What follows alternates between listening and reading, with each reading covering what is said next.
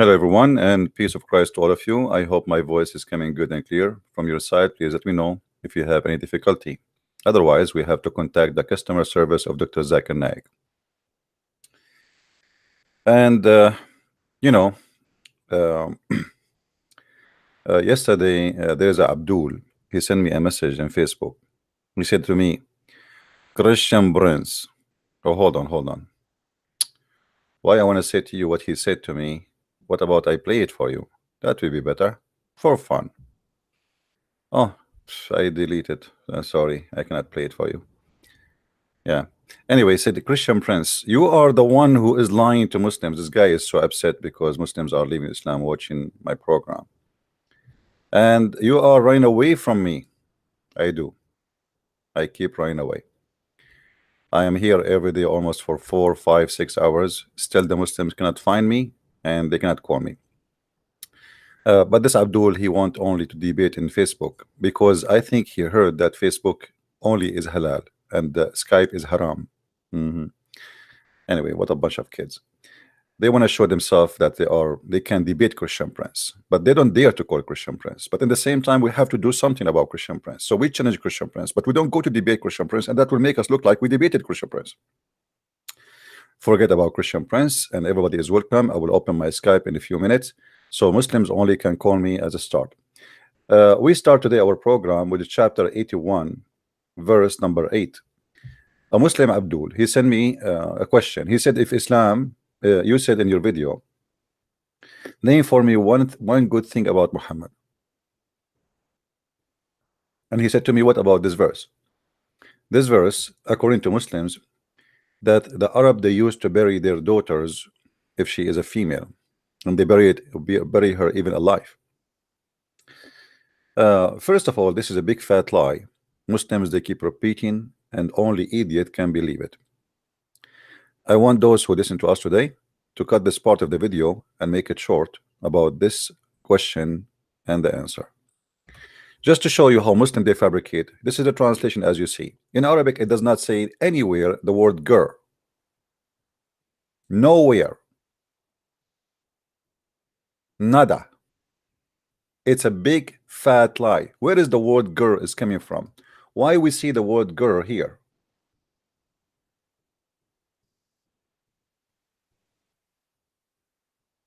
You will notice with me how they fabricate. Do you see the word before it here in the verse before it? And when the soul are buried. When the soul is buried. And then the word here is al-maw'uda. What is al-maw'uda? Su'ilat. Which one is the maw'uda? Is the soul. Maw'uda mean like the one which, you know, you bury it alive. And the maw'uda bury it alive because the soul is still alive. Muhammad, he believe, and the Muslim, they believe that even you will have a torture in the punishment of the grave, correct? You remember? And most of the torture is from the piss. Watch over your piss, my friend. So look how they corrupt the translation and even the meaning. The word here simply when the soul is buried, the soul which is alive. The word gur here does not exist. Period. When it's buried alive, is going to be asked. And this is why the soul is going to be asked. Otherwise, the one who was buried, you cannot talk to him, he's dead. So supposedly the soul is talking. And then he say, for what a crime she was killed. That's a lie. You see, qutilat is for the soul. Qutilat here is coming as a fame, yes, as a word, but the word which is a nafs. Now, how we can prove that this is the true interpretation? Let us go together. The Muslims, by the way, again, they are people who they are disconnected with their religion. This is the website of Ahlul Quran.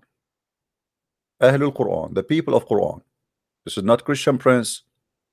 This is not me, Abdul. All right? I have nothing to do with it.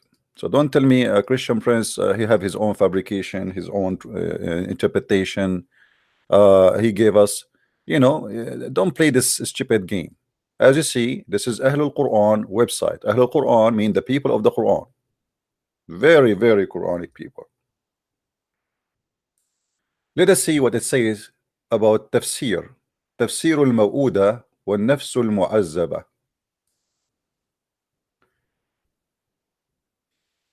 Tafsir.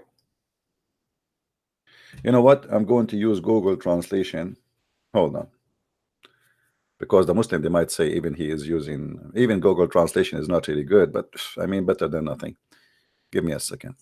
Let's open Google translation. Google translation.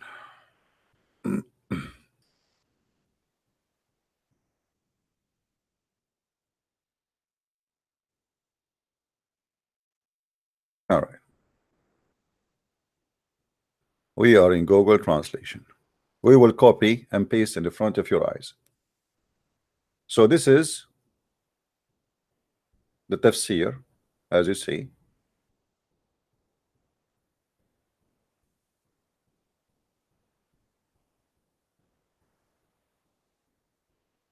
We'll take line by line, because sometimes if you go long, it go damage. All right. And I will paste in the front of your eyes.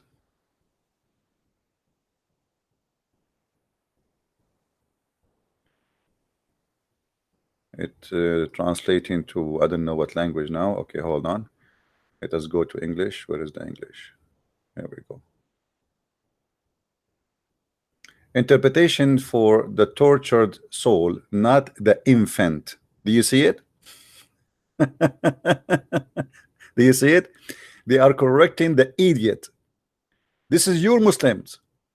This is who? This is the Muslims correcting the Muslims, because there's two kinds of Muslims. There's Muslims who they are certified ignorant, and there's Muslims who they are PhD ignorant, and there's Muslims who they are beyond degrees in their ignorance. So this is the title confirming that this is not about an infant. Interpretation of torture the soul, or the tortured soul, not the infant. So what they say to you about it, it's a lie. We can read the whole story, but that will not really make any difference. But let us see. Let us continue.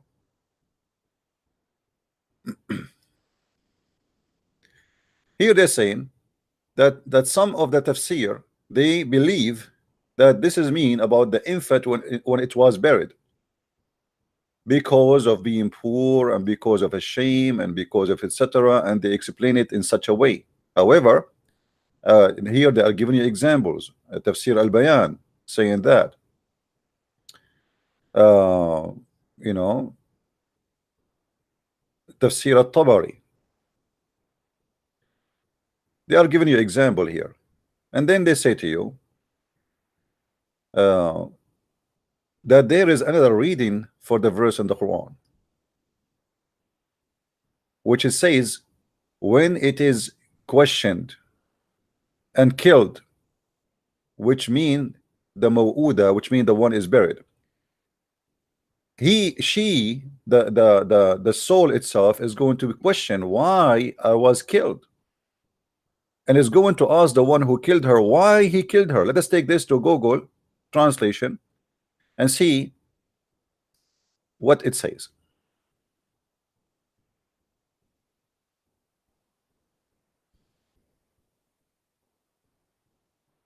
The Muslims, they repeat a lie.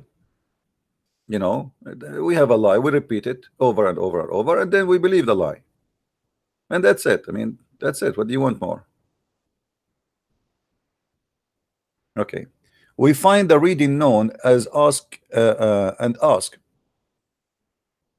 killed, and there is another reading ask and killed, in the sense that al-maw'uda is the one who is wondering and is not being asked. Okay, so there's two kind of interpretations saying. One is saying that maybe God will ask the one who is buried, or the one who is buried is going to ask the one who killed her, why you killed me? Why you killed me in that day? We continue.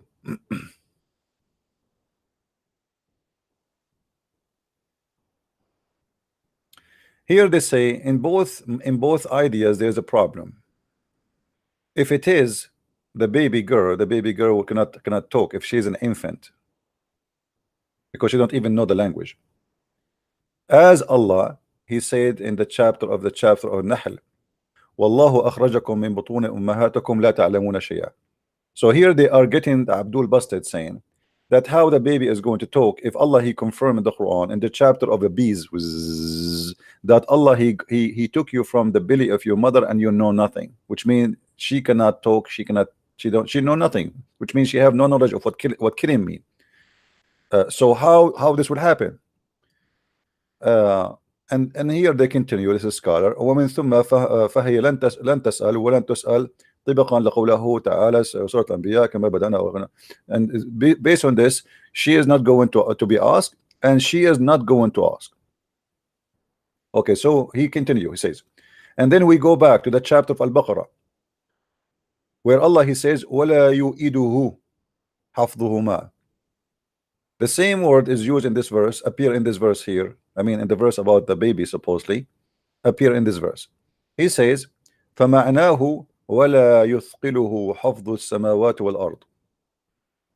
Which mean, you know, he's not going to be like a question, or let us say, is not going to be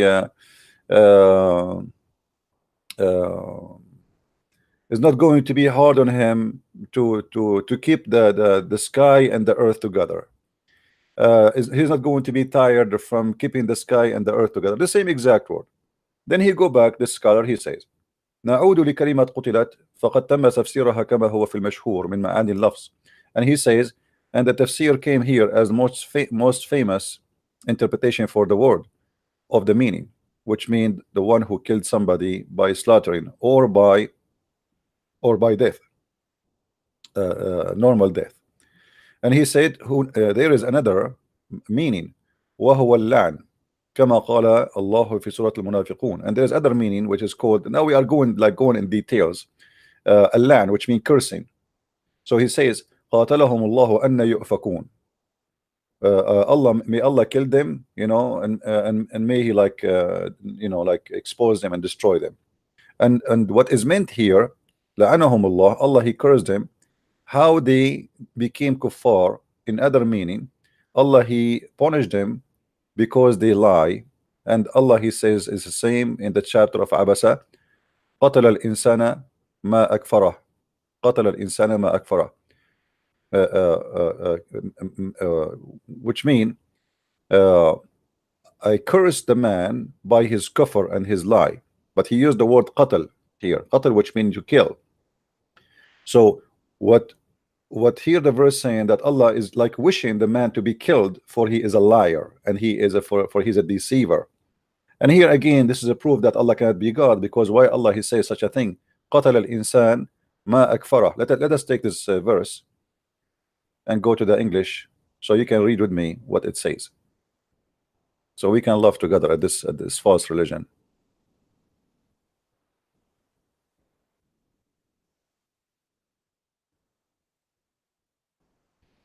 All right, see, perish the man, how thankless he is. Allah is asking his God to perish the man. Well, if he is God, I mean, what kind of wish that wish is? I mean, aren't you God? Perish him, let him go, you know. But it's a wish, it's a prayer. Again, Allah He pray.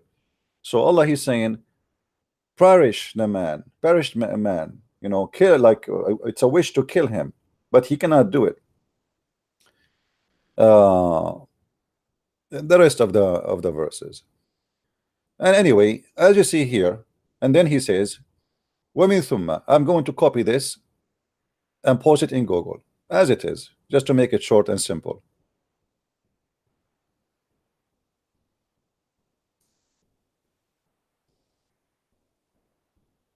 All right.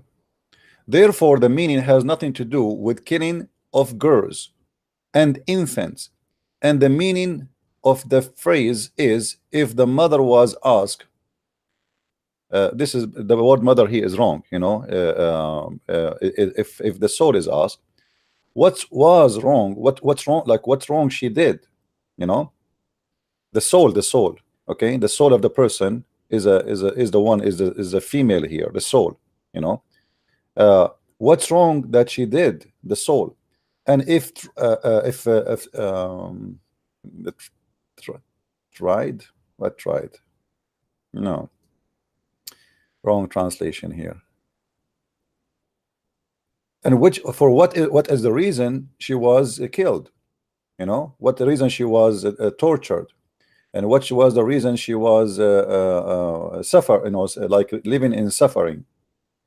In other words, the tortured soul was asked if any reason is torture. You see it?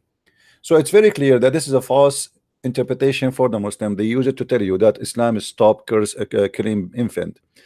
First of all, if the Arab they used to kill infant, then where is the Arab have their women from? I mean, the Arab, they will perish themselves. Imagine if we, any society, kill the girls, who is left? Right? This is a big fat lie. Can you name for us the ones who killed their babies? So this is a Muslim website, and this is a Muslim scholar, and as you see, this is Ahlul Quran. Let me show again the website. Those are not Christians, those are not Jews, those are not Hindus, and they are Muslim Sunni. Ahlul Quran. All right, you see it? Ahlul Quran. So stop lying and fabricating stories.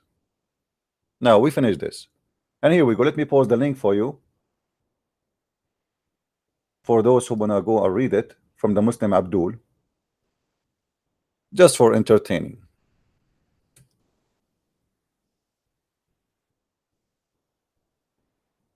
All right, I hope the link is coming from your side. Got it? Now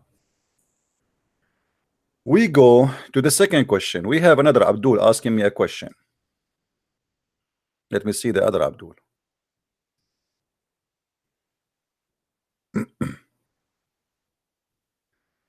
This is another question in Facebook. I have a question for you from a Muslim. Which religion is it true, Islam or Christianity? I have a few questions if you can answer them. Why you are scared if you are knowledgeable? Scared. I mean, guys, I am scared, but yet I am here every day, and my Skype is open for many hours. Hold on, let me be sure that my Skype is open. Abdul, Islam, the only religion in the world, is true, and the proof is very simple, that the God of Islam will provide us with 80,000 women who have a very beautiful vagina. I mean, who can beat that? Islam is the only true religion, brother, because Islam is the only religion provide us with 80,000 child to be abused in the heaven, to be our slave for eternity.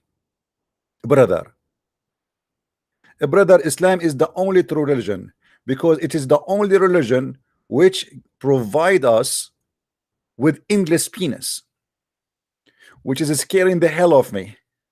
Because imagine, I am here in USA and the penis is in China, and the Chinese, they take it and they cut it off and they put it in cans and sell it to the cats as dogs food, to the cats as dogs food. Remember, not to the dogs as dogs food. No, brother, I mean, who can beat this religion, brother? Wisdom, no fiction, no stupidity. And you are telling me how for sure Islam is the best religion in the world. Who can beat that? Who can beat a prophet who he said that if a woman have orgasm first, the baby will be a girl. If a man have orgasm first, the baby will be a boy. I mean, come on, we have to be realistic here. My Skype is open for those who they are interested to call me. From the Muslims only. Don't call me if you are a Christian. Don't call me if you are a Christian. All right, unless you are someone who want to leave Islam, which means still you are the Christian yet, or if you're someone left Islam, you want to tell us about what happened. So our topic today, if Muhammad is a madman. What do you think, guys? Is Muhammad a madman or he is a healthy man? Is Muhammad a person who can be considered someone he have a healthy mind, healthy spirit, blessed by God? You see, because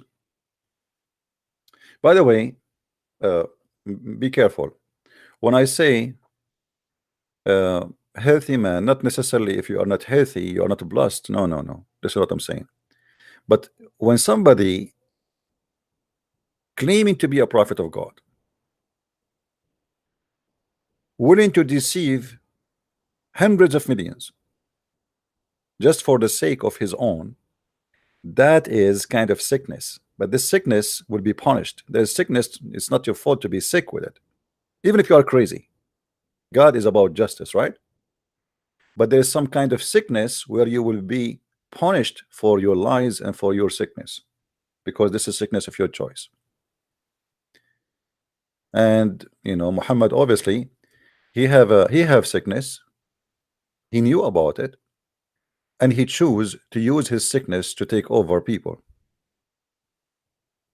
Now, who is the Muslim want to give us the first shot for today? Was Muhammad a madman or a smart man?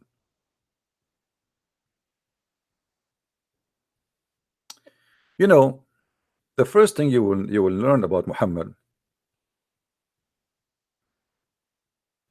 he hear voices, and the voices cannot be explained. If you go as an example, there's a very famous story about Muhammad in chapter of Al-Fatiha. Chapter of Al-Fatiha, which Muslims recite every day 5 times a day. 5 times a day. Muhammad, he received it during the time he was doing poo-poo. Each time he go out, he hear a sound of somebody saying to him, "Oh Muhammad." Now, if you think about it, there's no reason for such a thing to happen, because Muhammad already supposedly is established prophet, and already he spoke to Jibril many times, and even Jibril came to him in a shape of Dihya al-Kalbi, as he claimed. So what this voice is about, and why this voice is mysterious? Read with me carefully.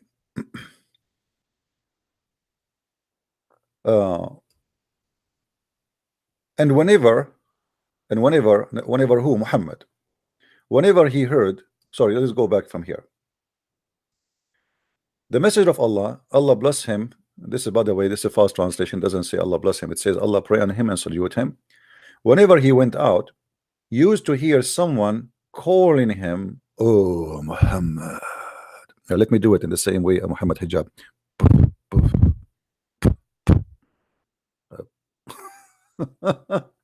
Oh Muhammad. And look what Muhammad, and this is proving to us that Muhammad is a crazy man. And whenever he hear this, what Muhammad he do? He flee. Question to the Muslims. Oh, my screen is not on. Hold on. Let me show you my screen. Forgive me, forgive me. Here we go. We go back from zero. This is a chapter 1, verse number 1, the book of Asbab al-Nuzul. Asbab al-Nuzul mean the reason for the verses to come down. So this book supposed to explain why verses came down. And as you see here, it says it clearly that Muhammad, whenever he go out to do poo-poo, he hears somebody. Whenever he went out, tabarraza or baraza, which is to do buraz, to do shit, excuse my language, used to hear someone calling him, "Oh Muhammad." First of all, what do you mean whenever he go out, he hears someone calling him? Isn't it Muhammad, he said that I never receive Quran except in the clothes of Aisha? So what do you mean when he go out?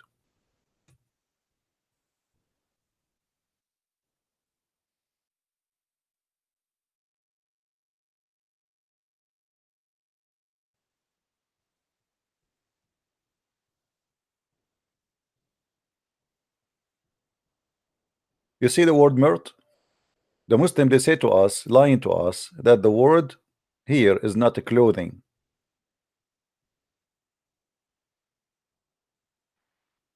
Here the word sheet does not exist. It's a mirt, it's a cloth. Sheet of a clothes. Have you ever heard of a sheet of a cloth? What does that mean? So Muhammad, he wears always the clothes of his wives. He is a cross-dresser, and this is again another sign that he is mentally ill. Same time, Muhammad, he confirmed that he never received Quran unless he is in the clothes of Aisha.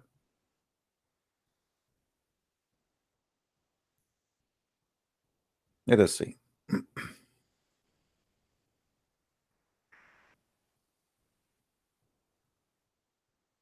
Where is the mirth?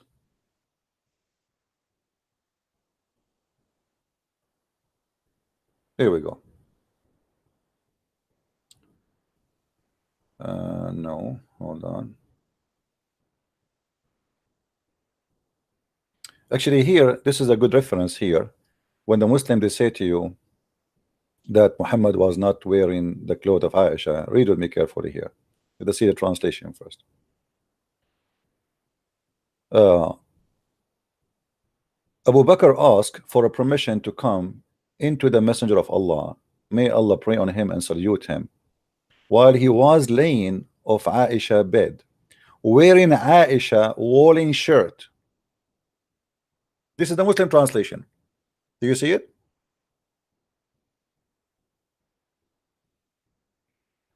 Now somebody might ask himself, how small Muhammad is to wear Aisha clothes. You see, those clothes are like wide. You know, it's not like because they in the old days to give the women and even men. This is why if you see the Arabian or even in Egypt, they were something called jalabiya. So it goes down and then it's really wide open. So when you walk, you can walk easy. You know, like because you are going to wear this long dress, but still you have to do all the work you want to do. You want to walk, you might run, you might etc. So this is a wide clothes. So Muhammad, clearly he is wearing the clothes of Aisha, and this is a clear sign that Muhammad have a mental issue. And here, let me give you the link, so Muslims will not say to you, "Oh, he's fabricating." Let us share the link. Anyone want the link? Who want the link? Who want the link? Who is the Muslim here wanna call us and tell us why Muhammad wearing Aisha clothes? Any Muslim?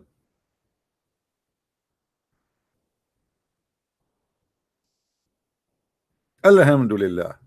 Takbir. The Prophet, the only Prophet who wear his wife's clothes is the Prophet, peace upon him. The cross-dresser Prophet. Unbelievable. You see it? Okay.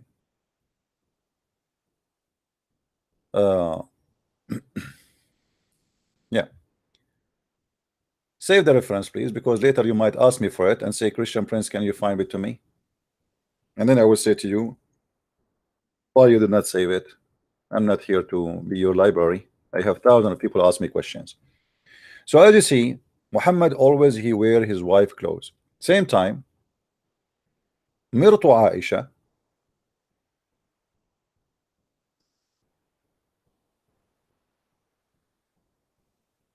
is a magical mirt.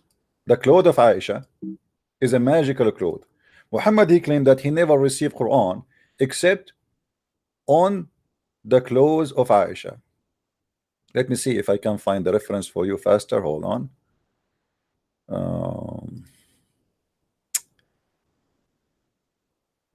The reference.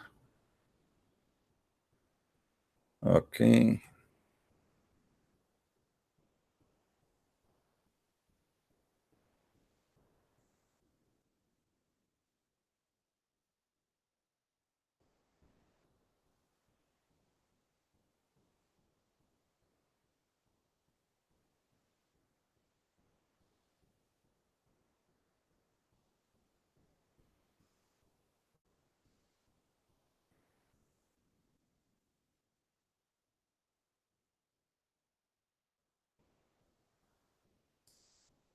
Here we go. We found the reference. That's good. Let us go back. All right. Muhammad he said, don't hurt me in Aisha, for I never received. Look at the Muslim Fast translation. He said, as the divine inspiration never come to me in any the Muslim translation any bed except the bed of Aisha. But we showed you that this is the word murut is a clothing, of women. Do you see how they lie? Actually, we can go and see additional proof that the word murut mean a clothing of women.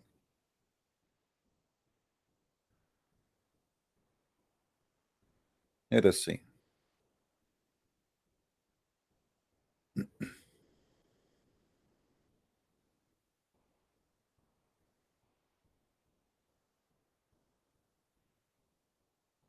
Where is the murut?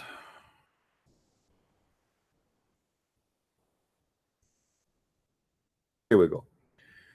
The word murut in the tafsir here says that this is a kind of a cloth only for women. Only for women. وَلَا يَلْبِسُهُ إِلَّا النِّسَاء. Nobody wear it. Nobody wear it except women. Do you see Muslims? Nobody wear it except women. Period. So this is proving that Muhammad, he is wearing his wife clothes. In the same time, if we go back into interpretation there, Muhammad, he said, or the story here saying that Muhammad, he received the chapter of Al-Fatiha while he is doing poo-poo. He hear a voice, he hear a sound saying, "Oh Muhammad." And by the way, me myself, I hear voices sometime, to be honest with you, but then I discovered that it was gas. Have nothing to do really with any Al-Fatiha or anything of that, you know. It was gas.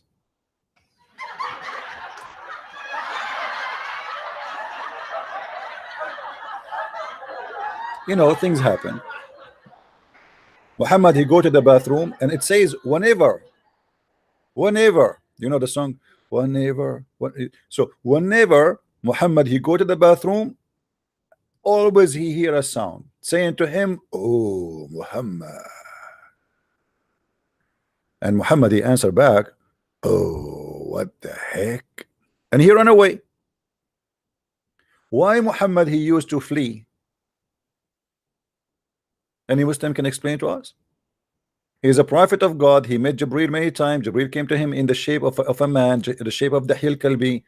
He came to him as a shape of an angel supposedly. So why Muhammad is running away?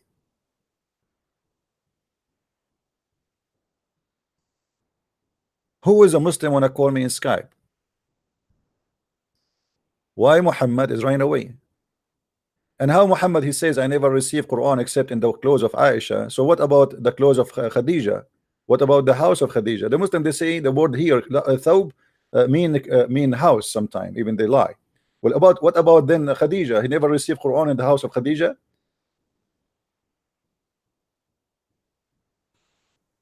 So either Muhammad is a liar or Muhammad is a crazy man. You see, if we go in the Quran,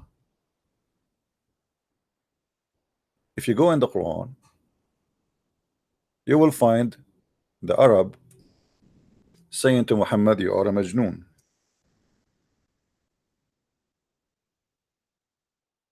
Look how many times.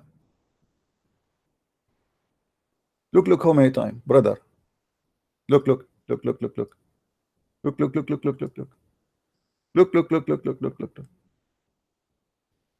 وقالوا يا أيها الذي نزل عليه الذكر إنك لمجنون.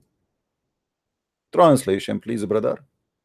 And they said, "Oh, who you received message, you are insane." The Arab in the time of Muhammad, they said Muhammad is insane. The Muslims, they say to you that the Arab, when they spoke to Muhammad at that time, the Arab, they were amazed of how amazing the Quran. Do you see it?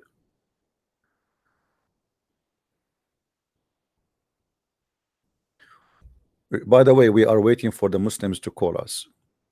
And as you see, I'm running away from you, people. People, be honest with me. How many of you miss me? How many of you miss me if I don't go online on air? I wanna see if I am insane to be missed like Muhammad. Because the Muslims, they say, Prophet of Allah, we love you, we miss you. Like, you never met him, you idiot. You never even heard his voice. What you missed about him? Look, he's insane. Obviously, he's wearing his wife clothes. The guy who received Quran when he's doing poo.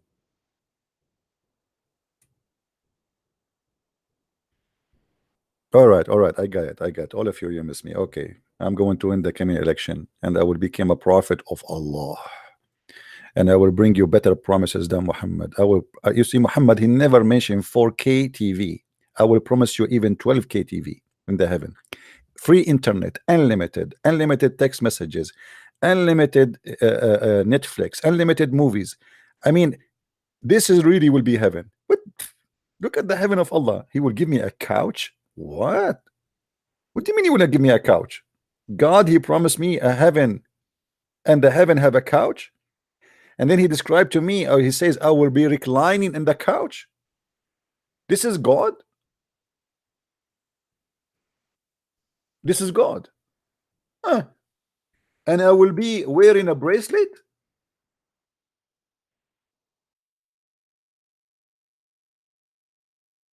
All my life, brother. All my life, I wanted to wear a bracelet. Brother. Hmm? These have the Garden of Eden, beneath which river flow, reclining on a comfortable furnishing. By the way, it doesn't say really furnishing, it says couches.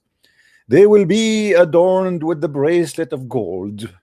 Man, that's so beautiful. And not only that, not only that,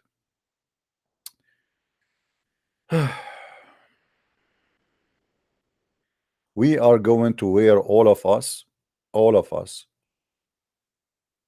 all of us, we will wear a green uniform.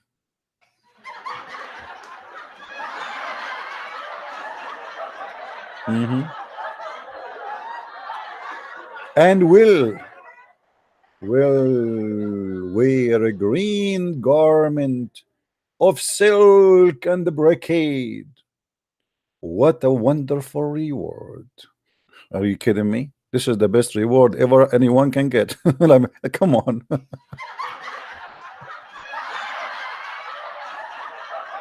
It is the dream. It is the dream of every person in the world. Actually, I heard that when George Bush, the father, he died, before he died, he said, I'm going to go to heaven. Poor George Bush, you are not going to go to the heaven of Muhammad. Otherwise, you will get a couch and you will get a green garment. I mean, I feel sorry for you.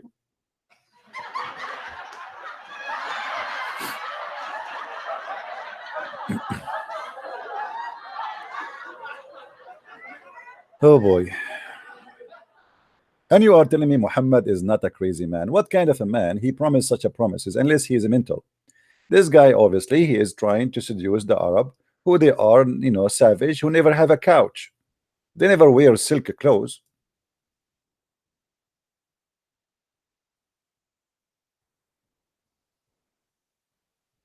An Arab will be wearing a bracelet of gold. Like, wow. Me, an Arab, and I am wearing a bracelet of gold. By the way, this is a sign of a like a gay thing. Bracelet of gold. Why? You want to be pretty, sexy? You want to look at yourself in the mirror? And what is that a green garment which we will wear for eternity? I mean, how boring it is to wear a green. I never all my life wear a green. I like a green color, don't take me wrong, but not as a clothes. I mean, you feel like you are a doctor in the surgery room, you know. I mean, for eternity you will be wearing a green. Why? Additional proof that Muhammad is mentally ill.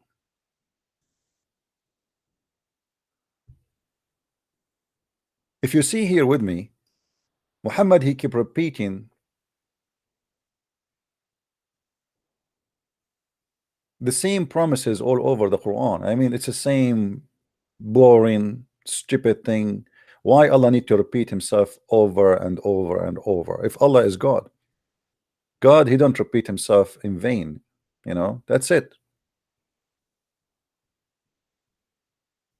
There's no need to keep repeating myself. So Muhammad, obviously, he hear voices, and we showed you Muhammad wearing his women clothes.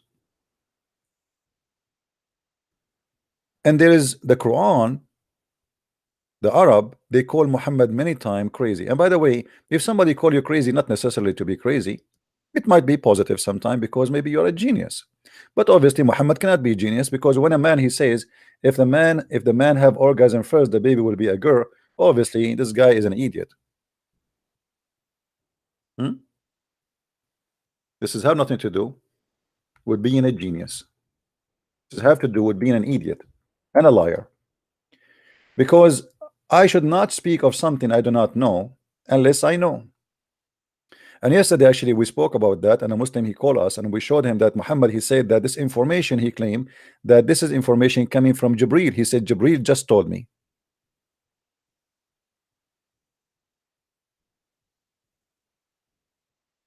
Jibreel, he just told me.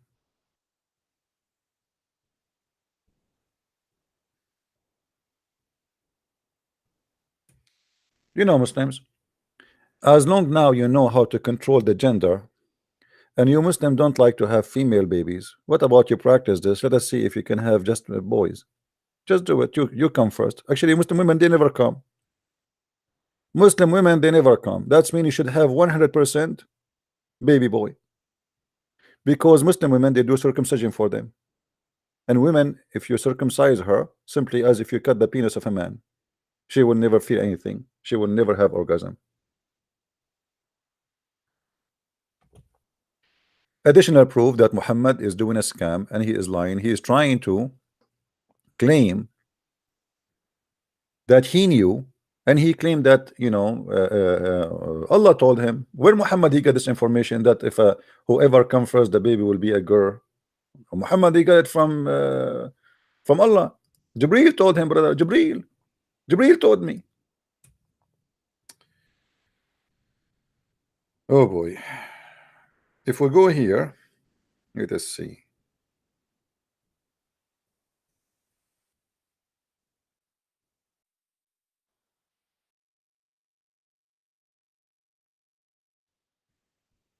You remember the Jewish guy, he came to Muhammad, he said to him, I want to ask you three things nobody knows unless he is a prophet. Unless he is a prophet. Unless. And he asked him, what make the baby resemble the mother or the father, which mean be a girl or a boy? Muhammad, he answered him, he said, just now Jibreel has informed me about that. Wow. Okay, brother, what Jibreel he informed you? Let us call Zakir Naik and ask him what was going on here. Taradan, taradan. Taradan, taradan. Taradan, taradan. This. Brother Zakir Naik. First of all, Christian Prince, I told you 100 times, don't call me when I am having sex with my wife. You are doing sexual harassment and you are abusing me. I'm going to report you to the FBI. Brother, I just have a question about what the prophet he said here. Can you please just ask us, like inform us, because you are the only true scholar in the world, brother. Okay, what is the question? A guy, he asked the prophet, what make the baby resemble the father or the mother? And the prophet, he said, just now Jibreel informed me. Can you explain? Brother Sitter, the prophet, he have a special antenna. As example, today you have a cell phone. Somebody takes you a message and he live in China, and you leave the message right away after 1 second. So if a person, he can receive a message like this, what about Allah? So Allah, he sent him a text message. Most likely it's a voice message in his brain. He said to him inside the brain, This is that info that told me. Thank you very much. But isn't it the Quran says that the angels take them 1,000 years to go to up to heaven, which means the same to go down to earth? How the answer, the question just given to him, and now he's receiving the answer? How is that happening? Brother Tedder, listen carefully. Those false accusation is done by a guy, his name is the Christian Prince, and he is a coward. He don't tell his faith. What? Show me your faith. Show me your faith. Give me your name. I'm not going to answer you unless you tell me your faith. Brother, forget about Christian Prince and showing his face. Why you don't give us the answer for the question? First of all, if I give you the answer for the question, that will kill the surprise. And I like surprises. I want to surprise that guy and I want to destroy him. But brother, it's the Muslims who want to know the answer. How Muhammad he get the answer? I'm not going to tell you any answer because I told you I will save that for the boxing match. Thank you very much.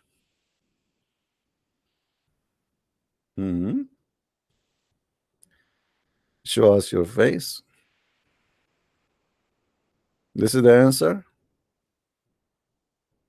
And this is a prophet of God. And this is God. Who is the Muslim wanna kill me? By his questions. You see, Muslims are not violent people. They want to kill you by their answers solely. Who is a Muslim want to destroy me? There is a guy, his name is Samshi. He have I think 5 or 6 lost teeth like Muhammad. By the way, how Muhammad can recite the Quran and he have no teeth? Because according to the Quran, the Hadith, Muhammad he lost all the front teeth of his mouth in the first age of his prophethood. So how Muhammad recite the Quran? The guy he have no teeth, and at that time you cannot replace them. Let it go, let it go.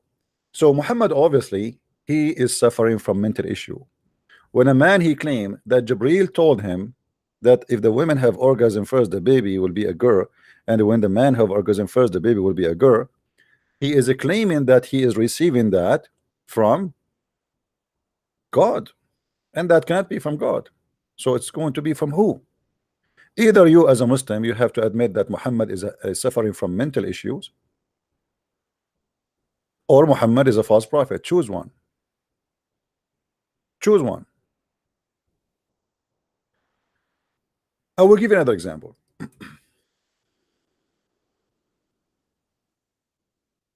When Muhammad first time he saw supposedly an angel.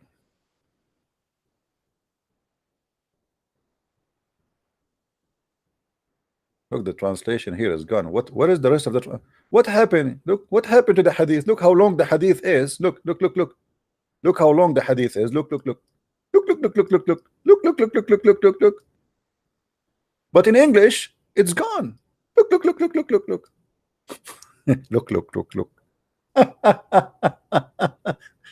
They don't want to show you what happened later. Isn't it true in the hadith they said that Muhammad he came home and he said to his wife, cover me, and he was shaking and he was breaking and he was freaking out, and even he asked them to put to put cold water on him? Why is that?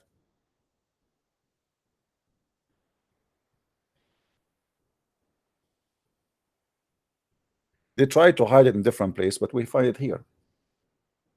I asked Abu Salama what was revealed as first of the Quran. He said the Shrod one.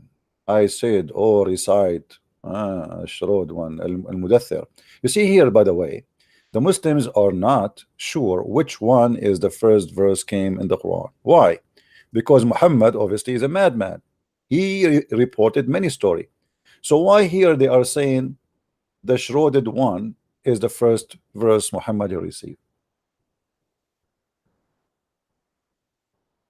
And actually it makes sense, by the way, that this is the first one, because Ya ayyuhal mudaththir, simply Allah saying to him, let me show you the verse.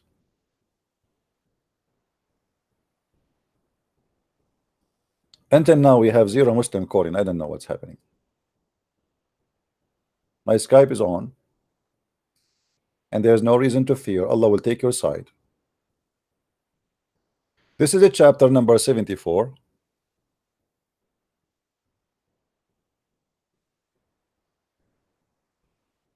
Chapter 74, as you see, and this is verse number 1.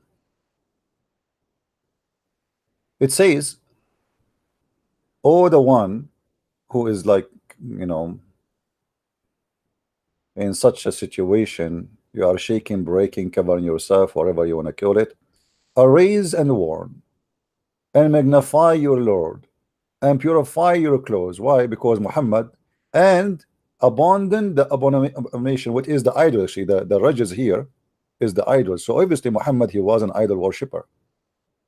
You see, verse number 5, it says abandon, but they don't translate correctly. Here the translation should be the idols, or rajas is the idols, and the idols stay away from it. So this is supposedly what should be the first one. But if you go in the book of you ask Muslims, what is the first one Muhammad he received, they will say to you the chapter what is called read in the name of your Lord. So which one? Weird. Muhammad, he mentioned in that story that an angel came to him and he squeezed him 3 times and he said to him, read. But in this story here, in this hadith, we see that the first one Muhammad he received, it was chapter 74. So what happened? What happened is very simple to explain. Muhammad, he reported many stories and they are not consistent.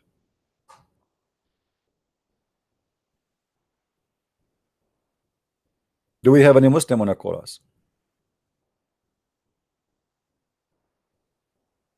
Why we have only 600 people here? Listen carefully. If you don't bring 300 more before the end of this hour, I'm going to take the hike and go to Allah heaven, spend the rest of the day with my virgins. The Prophet promised me that every day I will make 100 women lose their virginity. You know, Abdul, I don't know this is how possible to do that. If you're a prophet, he said that you will have 70 years orgasm. So how your orgasm is 70 years, but yet you are going to, I don't want to use the bad word, to F, I did not use it right, to F 100 women in one day. How you can do that if the orgasm, each orgasm is 70 years? Hello? Hello? Hello? It's me you're looking for, but Muslims cannot find me, and they want to debate me, but how they can call me? Hello? Mean the Pakistani guy in Facebook, he told his followers, Christian Prince, I challenged Christian Prince to debate me, but they send me someone else. They send you someone else? Who will send you someone else? Jibril?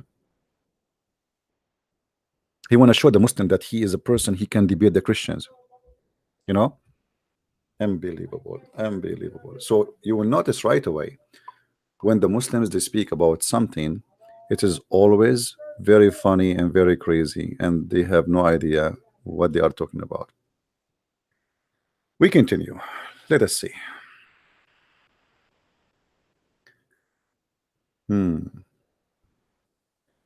You will notice here Muhammad saying the following: I stayed in the month of Hira, in the cave of Hira. Hira is a cave supposedly. For 1 month. For 1 month. Muhammad, he stayed in the cave for 1 month. What does that mean? He decided to leave the whole world. He became a monk. And when my stay was completed, I came down and I went to the heart of the valley. Somebody called me loud. I looked in front of me, behind me, on the right of my side, on my left. Like what? Who? Huh? Where? What? Who? What? Where? Where? You see, look. Read with me carefully, Abdul. When I arrived, I came down, I went to the heart of the valley. Somebody called me loud. I looked in front of me, behind me, on the right of my side, on the left, on my left, but I did not see anybody. I was again called, and I looked about, but I saw nothing. I was called again. Like, hold on. How many called now? How many guys? How many time already? How many time Muhammad have been called? Just to show you another sign of the madness. Based on this, Muhammad was called how many times? Let us see. Notice with me. When I was coming down from the valley, someone from the cloud called me. Oh, sorry, someone called me loud. So this is the first time. Okay. I look behind, my right, in the front and left, nobody. And then I was called again. That is the second time. And then I was called again 3 times. Why? Why everything happened to Muhammad 3 times?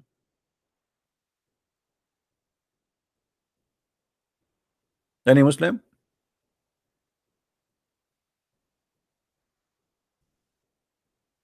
What is the point of a 3 times? Why 3 times? What about 5? Why? The 3 times, and then I raise my head. So you see, Muhammad will not raise his head unless you spank him 3 times. Speak to him 3 times. Repeat it 3 times. You say it once, Muhammad, he will not get it. You say it twice, Muhammad, he have no idea.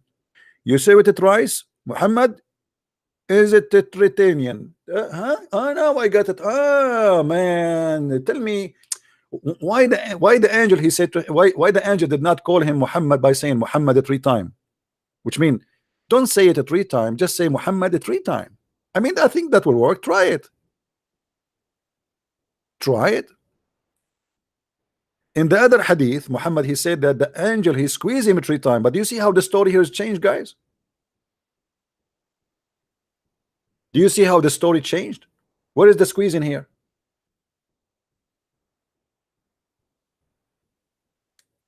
People, are you listening? If Muhammad is a true prophet, why the story changed? What happened about read and squeeze me and read and squeeze me and read and squeeze me and read and squeeze me, and no mayonnaise is coming out? This is a different story. That story, the angel came to him in the cave and he squeezed him 3 times, and he said to him, read. In this story, there's no reading. There's a guy, he's saying to him, oh Muhammad. And Muhammad, he could not see who is the one who's calling, you know.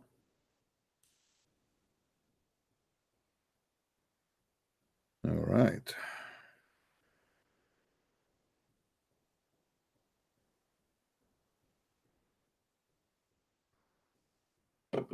Obviously, he's a liar. He can't repeat the same story twice. Right? CP what? Hold on. Somebody's saying to me. Read the hadith on this, please. What does that mean? Guys, speak to me in English, please, brother. Anyway, so Muhammad, he was called 3 times, and then I was called again and raised my head, and there on the throne upon the atmosphere, he hold on. Did Muhammad just say that he saw someone upon the throne? Who is the one upon the throne? Look at this. Jibreel. What? Jibreel is upon the throne?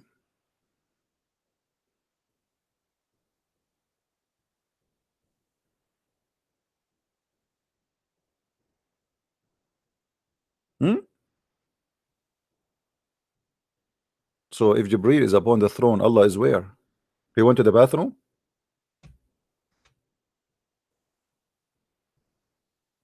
Allah on vacation?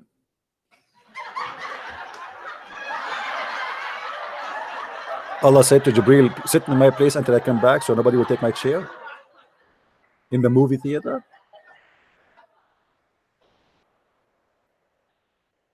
How Muhammad, he is claiming that the one he saw, it is Jibril, and he is above the throne. And here we have a problem.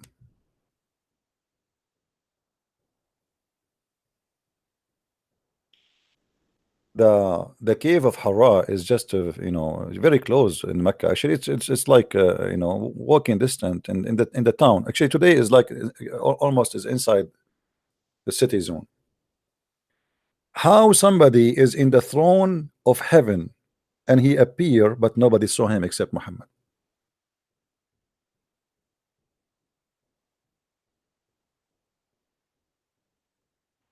Who won this hadith that Jibril was in the throne? Do you want it, guys? Do you want it? Here we go. Take it. Save it. Take a note. Then Muhammad, he continues saying, after he saw Jibril on the atmosphere. Atmosphere, what atmosphere? It says the horizon. Actually, it doesn't even say horizon. It says in the air. It became atmosphere. And he was sitting. Jibril was sitting. Hey Jibril, show some respect, man. You are talking to Muhammad. How dare you to sit? How dare you? Allah created the whole universe for the sake of Muhammad, and you are talking to him sitting in your couch. No respect these days for a prophet of God. He is the best of mankind. I began to tremble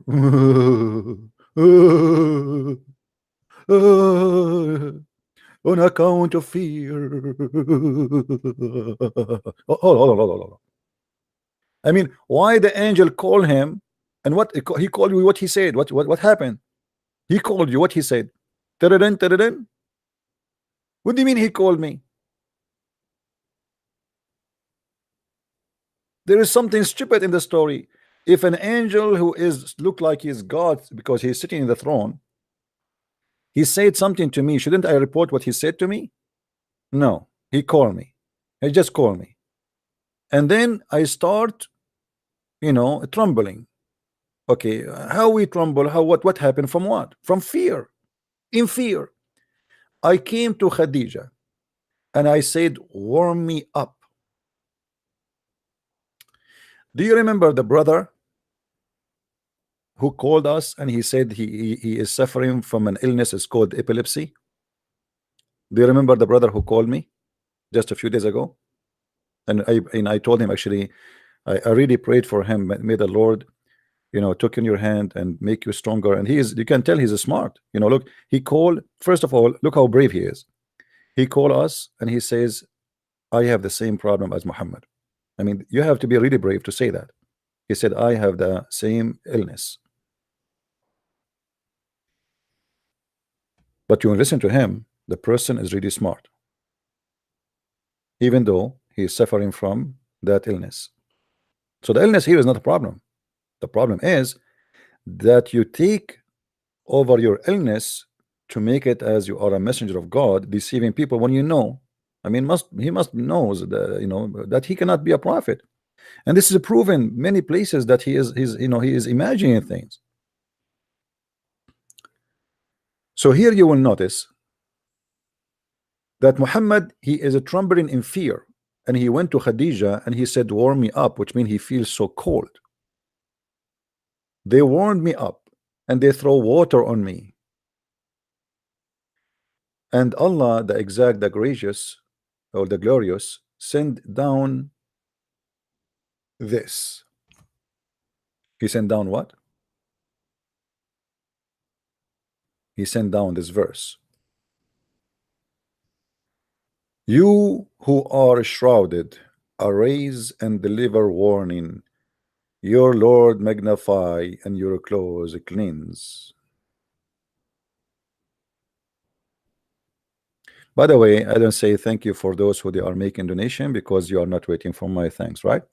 And at the same time, we concentrate on the topic, but for sure we are grateful for those who help us in our mission. So here the story is very clear that Muhammad, he hear voices and nobody hear the voices except him. Nobody see the angel except him. Muhammad, he says stupid things and nobody say those stupid things except him. Muhammad accused to be crazy.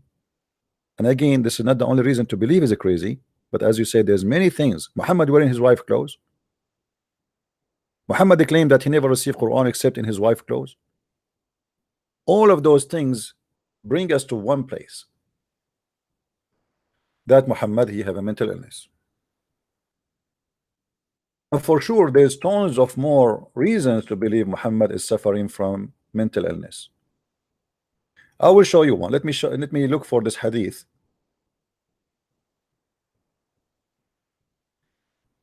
Where you will see a clear sign of defect. Oh, here we go. This is the book of Sahih Muslim. The merits of the companions. All right. Aisha, the wife of Allah Apostle, may Allah pray on him and salute him, and Uthman both reported that Abu Bakr sought permission from Allah Messenger for entrance to his apartment. At that time they have apartment. I mean, look at the funny translation. I mean, look at this funny translation. At that time they have an apartment. Yeah. It was a studio apartment, brother. As he had been laying on his bed, and look at the first translation here, covered with the bed sheet of Aisha. He was wearing his wife Aisha clothes. He gave a permission to Abu Bakr in that very state. He having his need fulfilled, which means Abu Bakr, he get in. And he asked for something and then he left. Then Umar asked for a permission to get in. It was given to him in the same very state, which means Muhammad is in the bed in that position. Now that position, by the way, as you see here, labison mirtu Aisha, and we showed you already what mirt mean. Mirt, you know, remember we showed you the tafsir. Tafsir says clearly that mirt is something only women wear. وقال ابن الأثير لا يكون المرط إلا درعا وهو من خز أخضر ولا يسمى المرط إلا الأخضر ولا يلبسه إلى النساء. So this is a piece of clothing which is women wear, and it's green. It have to be green. That's why they call it mort, and only women they wear it. You see, this is the reference. This is proof. They cannot say to us we are making things up. This is شرح الزرقائي على موطئ الإمام مالك, as you see. And this is which page? Let us see. Okay, page number 81, as you see here, page number 81. So obviously Muhammad is wearing his wife's clothes, and Abu Bakr came and Umar came, and he did not change the way he is sitting and the way he is dressing. All right. Then you will see here Uthman came. Uthman came. Then I sought permission from him, and he got up and ride to Aisha, and he said to her, warp yourself well with your clothes. Then I got my need fulfilled and came back. So look what happened here. Muhammad, he have no problem with Umar coming in, and he is in that position wearing those clothes, and Aisha, she is, you see the story here, by the way. Muhammad and Aisha, they are together laying in the bed.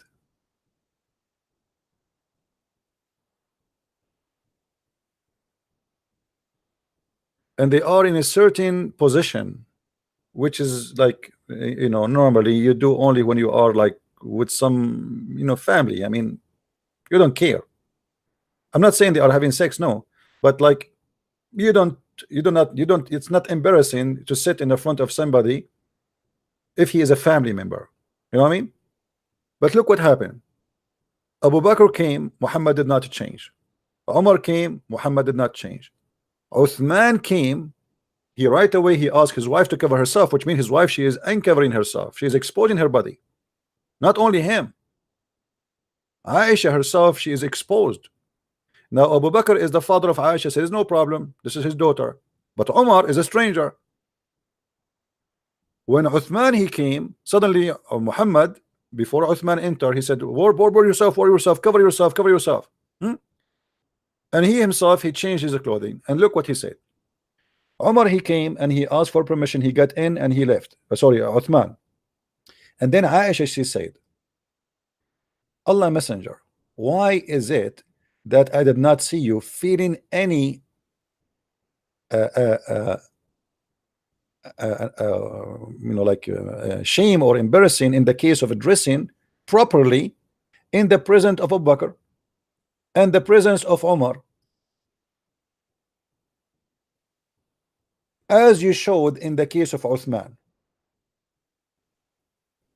Thereupon Allah Messenger said, verily Uthman is a person who is a very modest, and I was afraid that if I permitted him to enter in this very state, he would not inform me of his needs. What does that mean? That means Muhammad was naked. What do you mean modest? Muhammad and Aisha, both they were naked. Because remember, Muhammad, he said to Aisha, warp yourself up. Warp, you see it? Warp yourself up with your clothes. So Aisha, her body was exposed, and Muhammad body was exposed. And Abu Bakr came, Muhammad don't care. Umar care, he don't care. Uthman, he come, and then suddenly Muhammad, he's asking his wife to cover herself. Actually, the translation you see in front of you is not really is not accurate. In different hadith it says that Uthman is a person, angels are shy from him. Let me show you the hadith. Let me find it.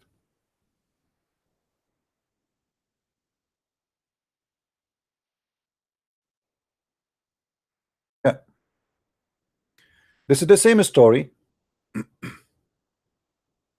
and here the story is more telling, more details, which is very shameful. Read with me carefully. Allah Messenger was laying in the bed, not in my apartment, in my house. All right.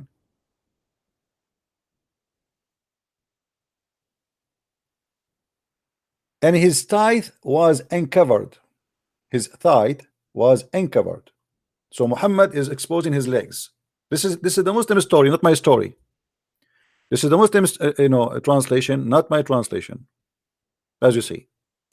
So his thigh was uncovered, and Abu Bakr sought permission to enter. It was given to him. So he came, and Muhammad did not, in the same very state, Muhammad did not even move. His legs is open, his legs is showing, and we don't know even what is else. Not, which means at that time, by the way, there's no panty, there's no underwear. Women don't wear panty, and men don't wear underwear. There's nothing called underwear. Which means obviously his whatever is showing, because he left up his dress. The private thigh or shank uncovered. This is between two brackets, it's not exist there. Then Umar thought a permission for entering, and it was given to him. And the same happened. He came, he asked for what he need, and then he left. Then Uthman thought permission to enter to Allah Messenger, and then he sat down and he said, right his clothing. One of the narrators said, I did not say that it happened in the same day. He did not say that happened in the same day. He did not say that. He, Uthman, then entered and asked for what he want. Aisha, she said to Abu Bakr. Aisha, she said to Muhammad, Abu Bakr, which means her father, entered, and you did not stir, and you did not observe much care of arranging your clothes. Then Umar entered, and you did not care or arrange your clothes. But when Uthman entered, you get up and set your clothes right. So he said, shouldn't I show modesty to the one whom even the angels show modesty? The angels, they are shy from Uthman. So Uthman must be the prophet. You see, Muhammad is not shy to show his legs. To Umar, to Abu Bakr, which means Muhammad is not wearing the proper clothes. But Uthman, even the angels are shy from him because he is extreme a proper person. He is a lot better than Muhammad himself.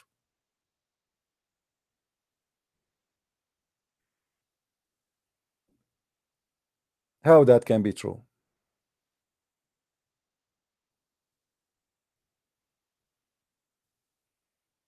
Here you find obviously there's a mental illness. You see, if you are sitting showing your legs, showing your testicles, and then men after men come, and all your Uthman is the one you need to you have to wear your clothes in a proper way. What kind of a man you are?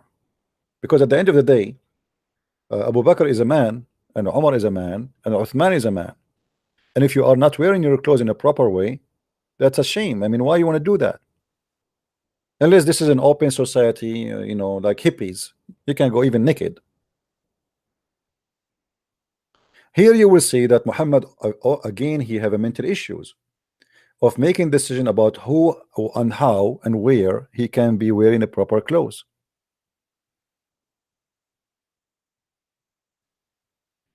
We continue.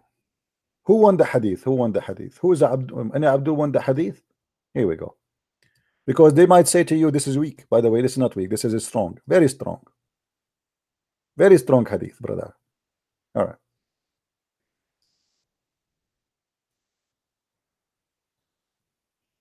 Now,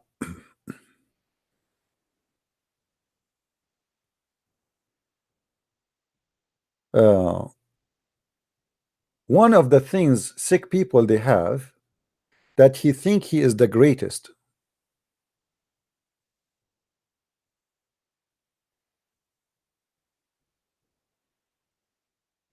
And because he think he is the greatest, he think that the people who follow him, they are superior of everybody.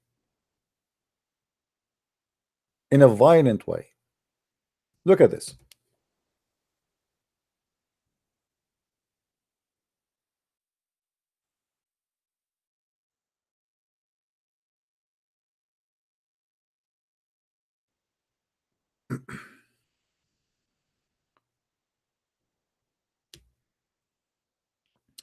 Abu Huraira here is reporting supposedly what he heard from his prophet, because Abu Huraira have no authority except to report what Muhammad said. You are the best of people. Quran. This is Quran now. Chapter 3, verse 110. Muhammad, he told the people who they follow him, only the people who follow him, you are the best people ever raised up for mankind. And here the Muslim, they say to you, between two brackets, the benefit of mankind. Focus with me with the benefit. When you see this word between two brackets, you say, wow, I mean, this is good. This is positive anyway. They think they are the best, but for the benefit. Look, let them do the benefit. And then he explained to us what is the benefit for mankind. He says the best of for mankind are those who bring them with the chain around their necks till they embrace Islam.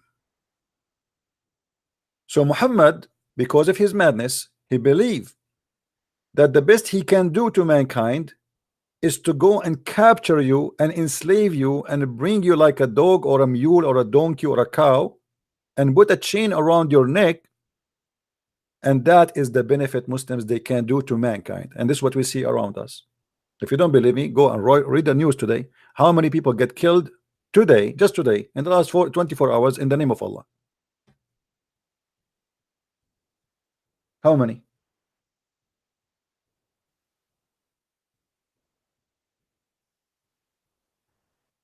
You are the best of mankind.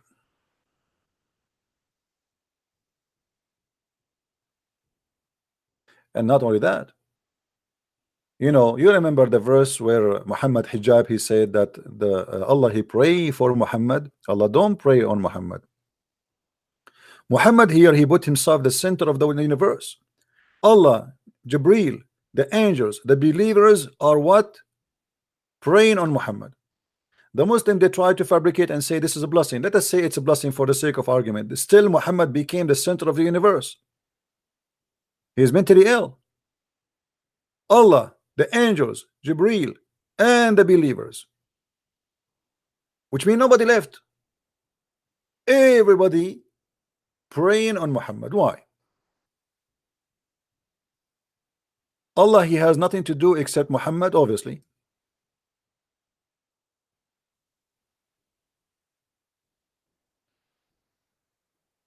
Muhammad is the center of the world.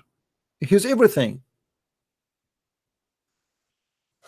Even Muhammad, he told his followers, let me show you some reference.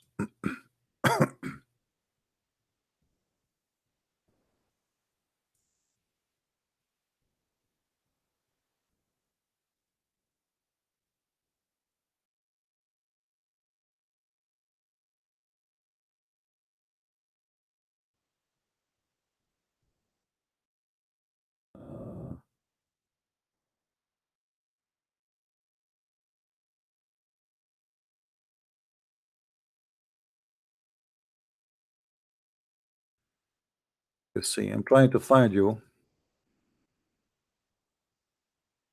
See, always I like to find Muslim website, not anything else.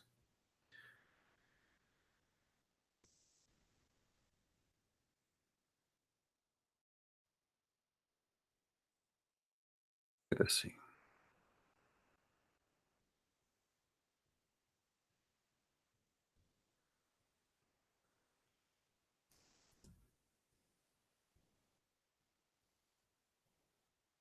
Okay.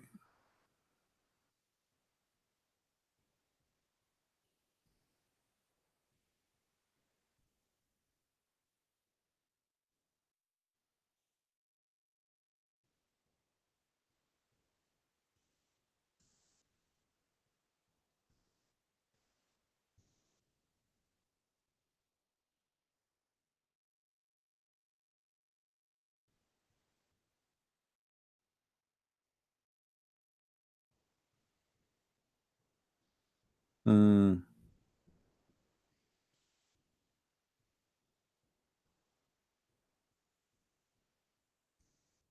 trying to find it. I'm having difficulty. I want to find it in English for you, not in Arabic.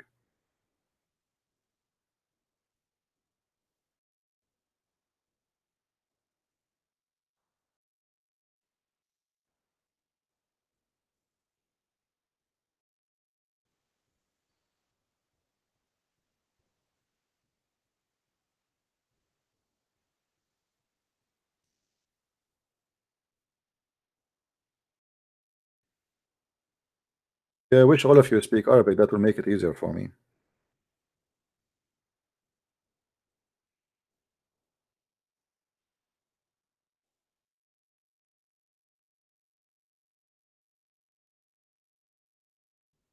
Okay.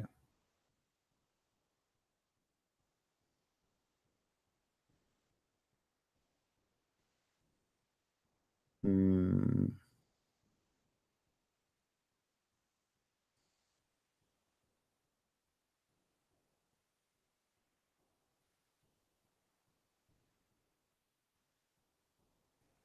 Okay, I found something in English, but it's not the one really I want, but let's use it. What we can do.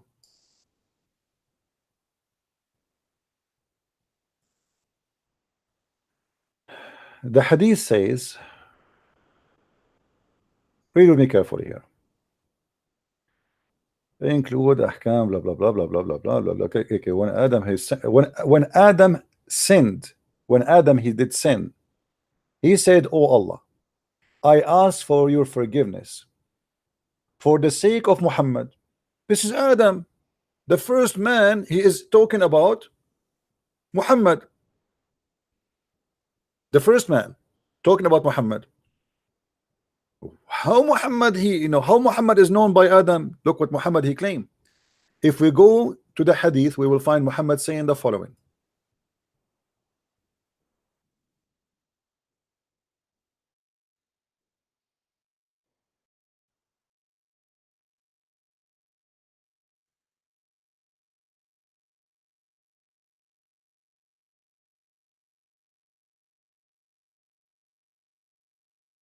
Let us see.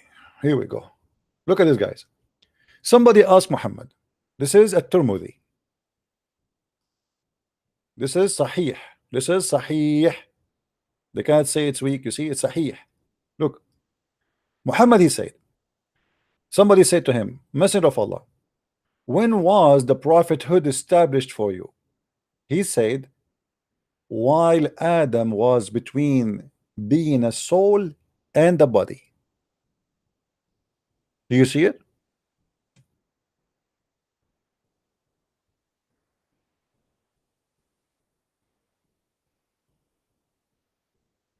Do you see it?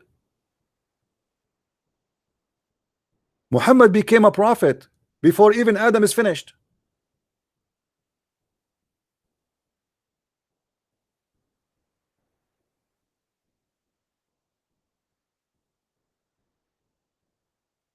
How that can happen unless he is a crazy person? How Muhammad he came to such a conclusion that the first thing God he made is Muhammad, prophethood. He is not even done with Adam, which means Adam is not really the purpose. The purpose is Muhammad.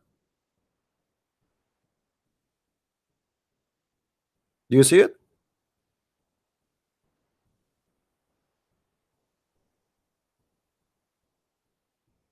Until now we have zero call, by the way, from Muslim Abdul. Nobody, no Abdul is going to call us. I don't know why. They are in strike. Where is the Abdul?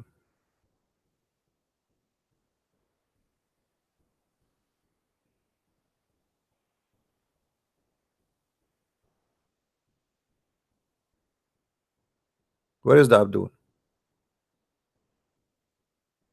Why today Abdul are in?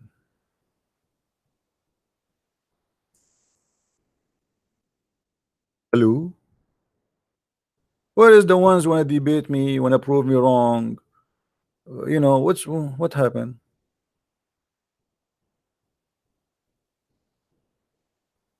Aren't you? Don't you? This is embarrassing.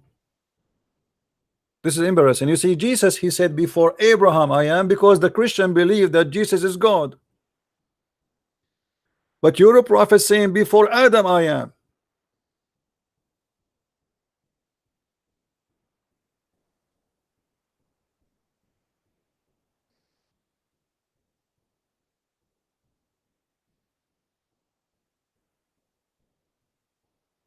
Don't you see it? Muhammad here, he claimed that he is the reason for the whole universe to be exist. He is everything.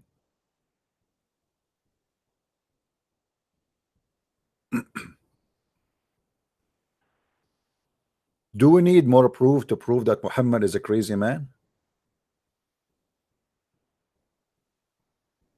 By the way, I can give you proofs from now until next century. Muhammad, he don't give a proofs. Muhammad, he give poo-poo. Everything he say is a poo-poo. Let me show you how Muhammad he claimed the madness of Muhammad. Muhammad in the grave, but yet he is alive. And Allah and the angels will bring the prayer of the Muslims to him so he can review it. You believe it? Let me find a hadith.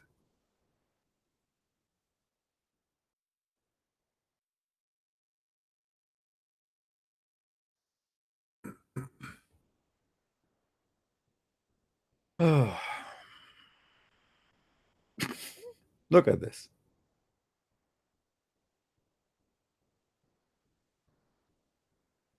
I mean, this hadith is all over. I don't know which one I will show you, but all of them the same garbage.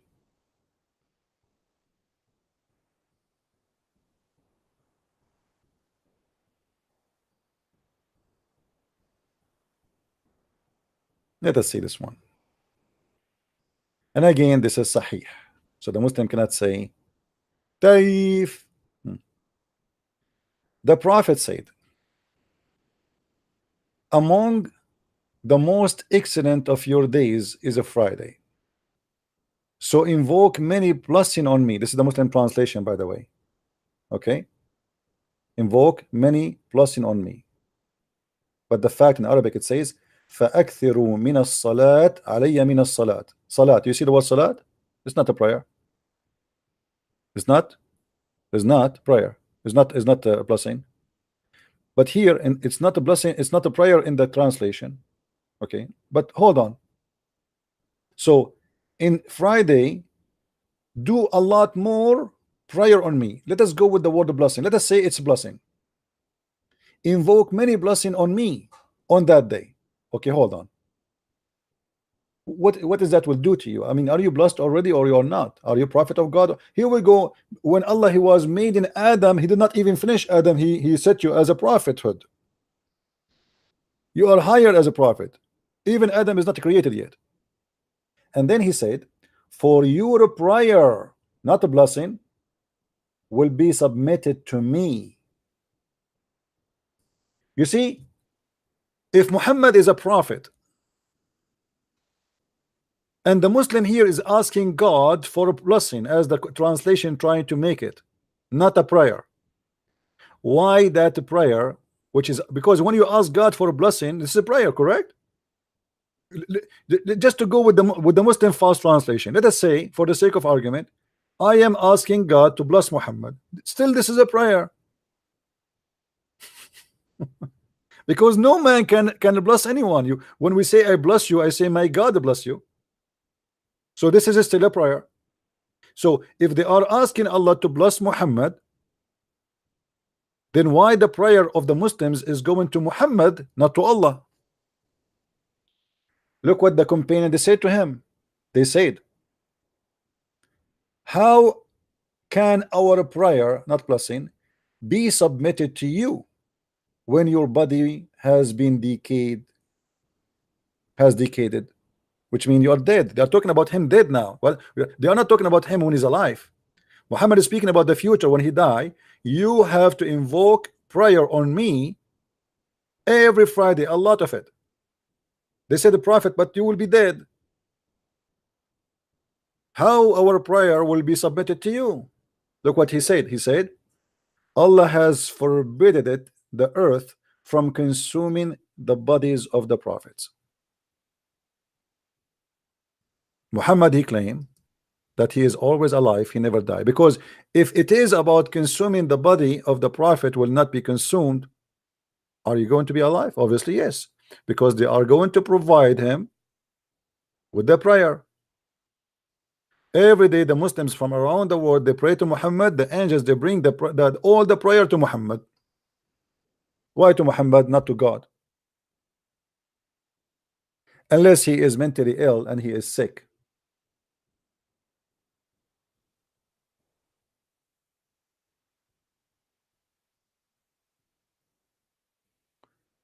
Do we have any Muslim? Where is the Muslim today? What happened?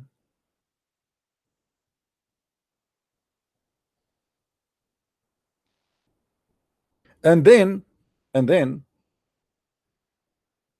Muhammad, when he died, the Muslim did not bury him for 3 days. Do you remember? When Muhammad he died, because of this, the Muslim did not bury him for 3 days. And what happened to Muhammad? Because they believed him. He told them that my body will not be consumed, will not be decayed, and will not be destroyed. What happened? Muhammad Billy started farting. Muhammad became, if we go right now,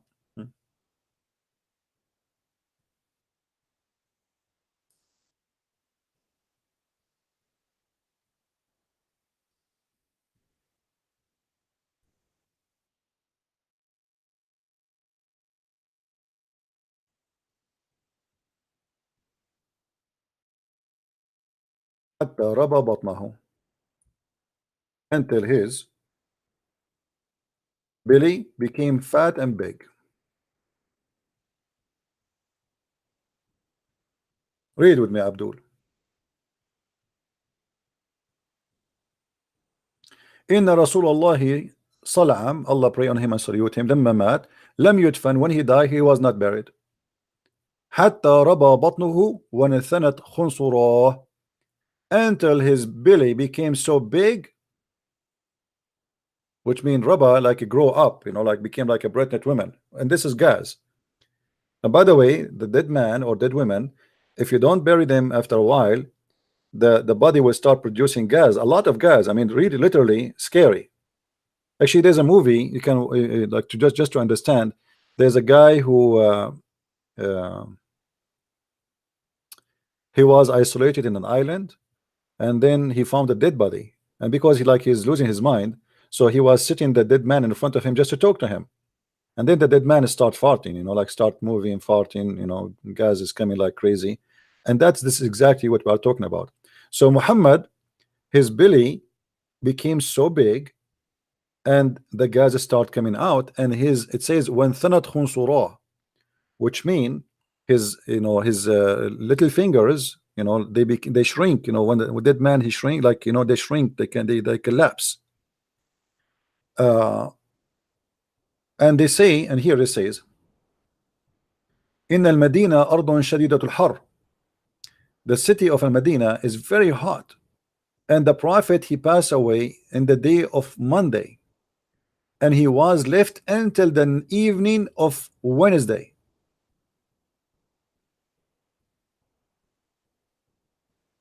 So the Muslim, they believe Muhammad that he is saying the truth when he said that the prophet body will not be destroyed and your prayer will be even submitted to me. They believed him.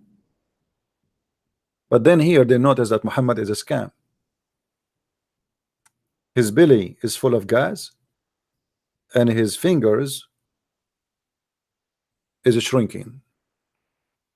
In different hadith, actually, let me see if I can find that hadith. Give me a second.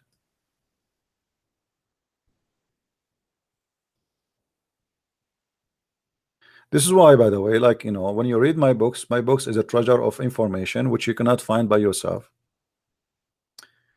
And this is the purpose of my book or books. Let us see.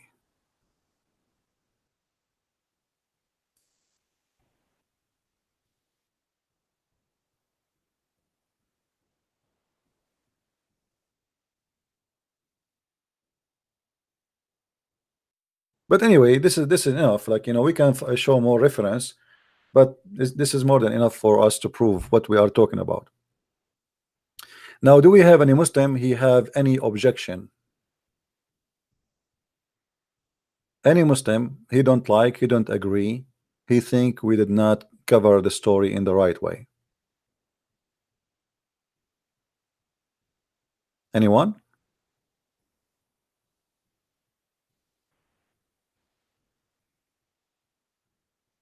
Mayday. We continue then. So when Adam commits sin, and he was our first man, he asked Allah for forgiveness, and he said, forgive me for the sake of Muhammad. Allah, like he said to him, he said, like, what the heck? Allah asked him, how do you know? Look, hold on. How you know Muhammad, peace upon him? Even Allah, he says peace upon him. Even Allah, he cannot say the name of Muhammad without saying peace upon him. Do you know this? Even Allah himself, he don't dare to say the name of Muhammad without adding titles. Look, Allah said to him, how do you know Muhammad, peace upon him,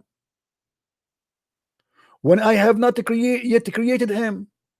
Adam said, oh Allah, after you created me and breathed into me and your soul reached in my head, and so he saw what? He saw in the chair of Allah. Allah, he wrote right away before he created anything. It says there is no God but Allah, and Muhammad is his messenger of Allah, written on the throne.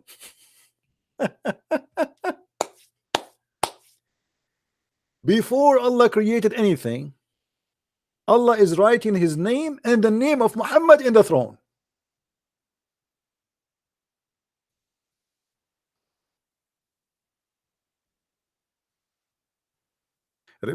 Remember, brother, we Muslims don't worship Prophet Muhammad, brother, but obviously Allah, he worship him. The first thing he do or he does before he did anything is writing the name of Muhammad, to the point when Adam, he did commit sin, he rose his head up to ask for forgiveness. Actually, before he raised like asked for forgiveness, when he created him and Allah, he breathed into him, Adam, he looked up and he saw, it says in Arabic, and obviously Adam is an Arab based on this story, which is very funny. It says Shahada, I bear witness that there is no God but Allah, and Muhammad is his rabbit. It says there, Muhammad is his rabbit. And then I came to know that not by any one name next to yours except the name of the one who is dearest to you among creation. That's it. Allah said. Now where the Muslims getting this? This from Muhammad. Allah said, O Adam, you have spoken the truth. And now Adam, he must feel like, I feel good, so good, so good. Muhammad, he got it right. There's no way God, he will put any name next to his name except the name of the one who is the most important. And the Muslim, they say that you Christians are mushrikeen. The fact they are mushrikeen. As you see, your God, Allah himself, he associate his name with the name of a man he created, and he is no one. The one who created the universe, he is writing the name of Muhammad in his throne. Why? What does that mean? Muhammad, he given the throne of Allah too? Allah have an obsession with Muhammad? Allah in love with Muhammad. Allah, he loved one thing in the world, Muhammad. The first thing Allah in the morning, before he drink his coffee, he say Muhammad. When he want to do anything, he say Muhammad. He look at the earth, he see nothing but Muhammad. He look at the sky, he see nothing but Muhammad. He look at the cloud, Muhammad. He look at the galaxies, Muhammad. Wherever Allah, he turn his face, Muhammad. I mean, obviously Muhammad is everything.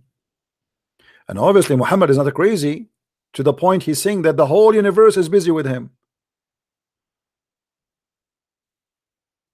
And then you speak in the truth, you spoke in the truth. Indeed, Muhammad is the dearest to me from among all creation. Supplicate to me through his sake, for indeed I have forgiven you. Just because you ask for the sake of Muhammad, you are forgiven. Okay, hey Allah, forgive me for the sake of Muhammad. Allah, now he cannot resist. Allah is in trouble now. Christian Prince, after all what he did to Allah and to Muhammad, spanking them every day, now Allah is in a problem. He cannot. He just asked me for the sake of Muhammad. That's it. This is a weakness, a spot of Allah. Like you hit me in my you see the weakness, a spot of Allah. Allah have a weakness. You say to him, for the sake of Muhammad, Allah, like he melt.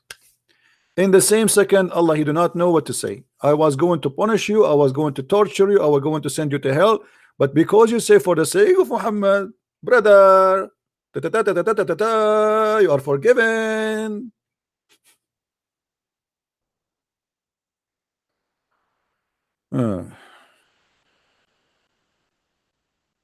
This is a prophet and this is religion.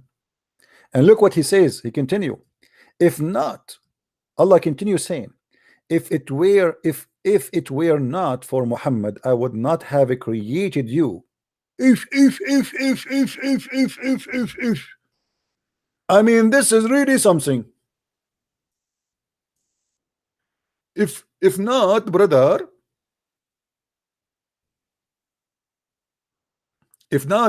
for Muhammad, brother, Allah will not create Adam, which mean me and you, Abraham, Moses, all the prophet, George Bush, brother, Obama, the emperor of Japan, Yamasasuke Yama, the Chinese, Chimpanzee Bruce Lee was not created unless there is Muhammad.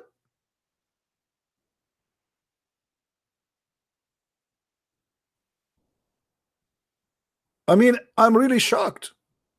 That's amazing. That's so beautiful. Everything around us is made because of Muhammad. The TV I have in my room here is made because of Muhammad. Because if not Muhammad, Allah did not create the Japanese. Thank you, Allah. Thank you, Sasuke. If not Allah, He loved Muhammad, we will not have curry from India, because Allah will not create the Indian, brother. So we will not get all the beautiful spices and Indian food, brother. See how beautiful the Prophet. Do you see the benefit of the Prophet Muhammad over mankind, brother? All of India created the brother because of Prophet Muhammad. If not the Prophet Muhammad, brother, people of Indonesia are not created. He do not need them, brother. There's no need for them. But because of a Prophet Muhammad, we have Indonesia now. Brother, the blondie women, brother, the blondie women, those who do the trapteed, brother. Do you, brother, endure the trapteed of the trapteed? If not Allah be loving Muhammad, brother, all those women are not created.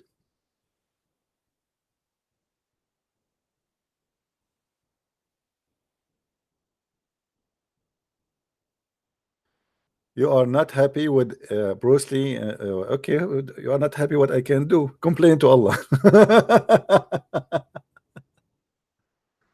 he is as an Asian, he is not happy with the Bruce Lee.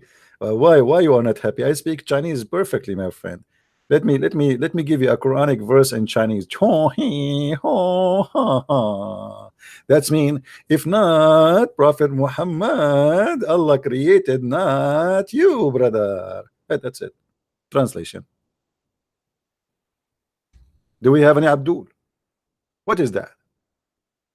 Do you need more proof of madness? Literally, do you want more proof of madness? The story of the madness of Muhammad did not stop here. Go down a little bit with me. You want to call me? All right, call me. Oh, hold on. We have Yusuf. Don't call me you, my friend. Let us call Yusuf.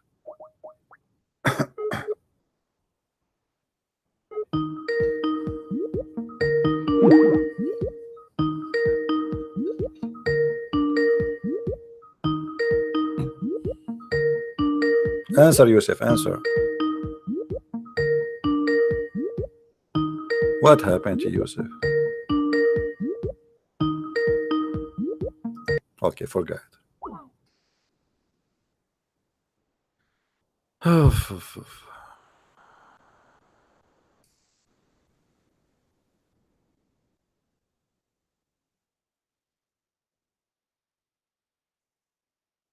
What kind of religion this religion is?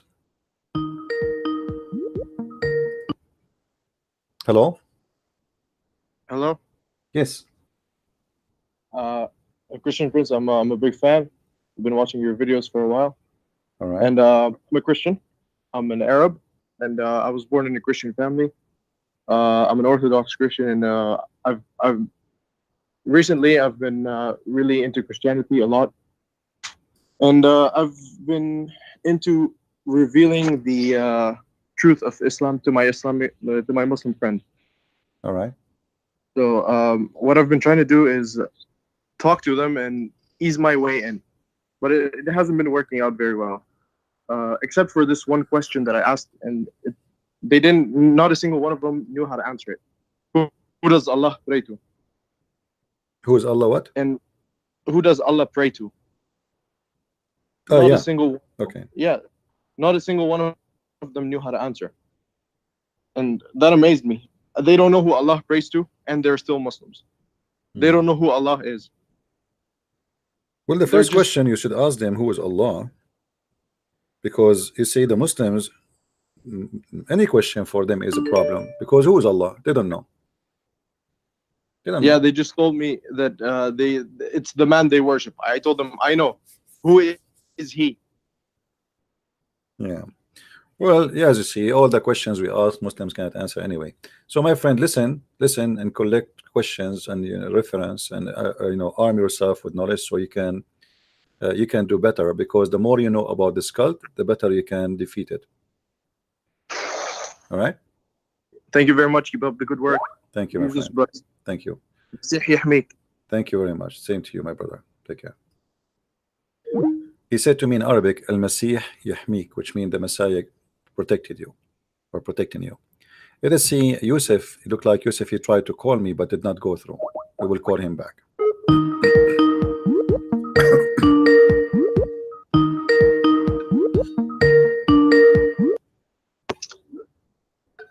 Yes, Yusuf, how are you? Christian Prince. I'm all right. So what do you want to say to us, Yusuf? I want to say that you are always using the fabricated hadith. This hadith is fabricated by Al-Hakim. This is fabricated all hadith, right? scholars This is fabricated Yes, hadith. Hakim. Okay. Hold on. Related it. Okay, Al-Hakim. hold Al-Hakim. on. Do you know who is My Al-Hakim? friend. Guys, Do you know who this is Al-Hakim? hadith is fabricated. What about this one? Who? Hold on. What Muhammad he claimed. This is Christian Prince. Hold on. Fabricated When your hadith. prophet he said This is that your when your this prophet is read for your- me and translate. When your You prophet he know, said, never are you judge going to hadith. talk and I talk at the same What are the time? hadith? Listen, let me just talk. When your prophet said, when he is in the grave, Allah You are will talking send 2 hours. when Allah will send the prayer of the Muslims to Muhammad. Why Allah will send the prayer of the Muslims to Muhammad when he is in the grave? Explain to us. Here we go. The hadith in front of you. What you say? Allah will send the prayer of all the Muslims, which invoked by Muslims, to Muhammad when he is in the grave. Why? Yes, what is the problem? What is the problem? Is Muhammad is dead or alive? Muhammad, the body is his body is dead, but is alive spiritually by the miracle of God. All right, guys, his body is dead. Did This you is hear that? special Okay, prophets. when you say his body is dead, does it mean his body is going to be disposed? What? His body will become dust in the grave? He is spiritually alive. Yeah, He but is his a- body, this is special his body, for what prophets. will happen to his body? What will happen to his body? We don't know. What do you mean you do not know? Give me an answer. When a human being, is Muhammad different kind of a human being, or his body will be decayed like same as everybody? It's not like everybody because he is a prophet. Okay, so because he's a prophet, his body will stay there, right? Yes. Okay. So Yes. how the hadith says that Muhammad, when he die, he start farting, and Muhammad, his skin became green, and he became nothing. He became stinky.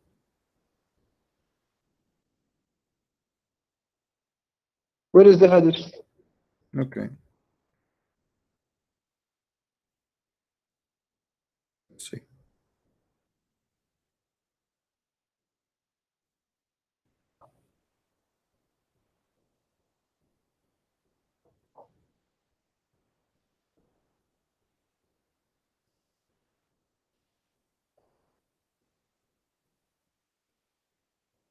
Let us see the hadith.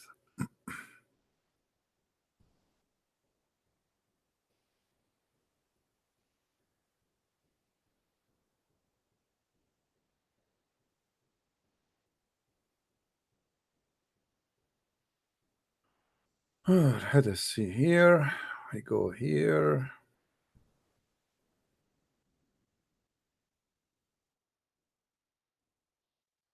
Okay.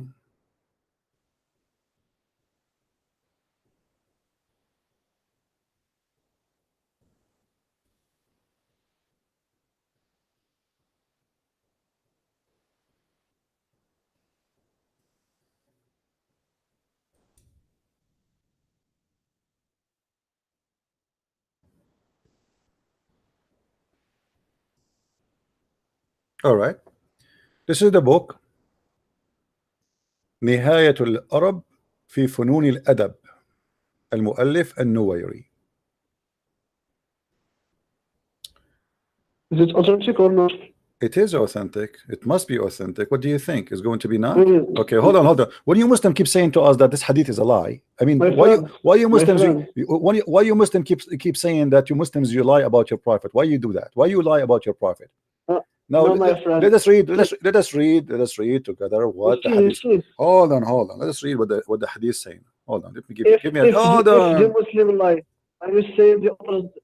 This is a read with me. It says when Muhammad he died فلما before we discuss it. لما توفي رسول الله hold on وسلم فقالوا إنما عرج بروحه كما عرج بروحه. Let me answer. You asked me what is the hadith. I'm reading for you. Stop talking.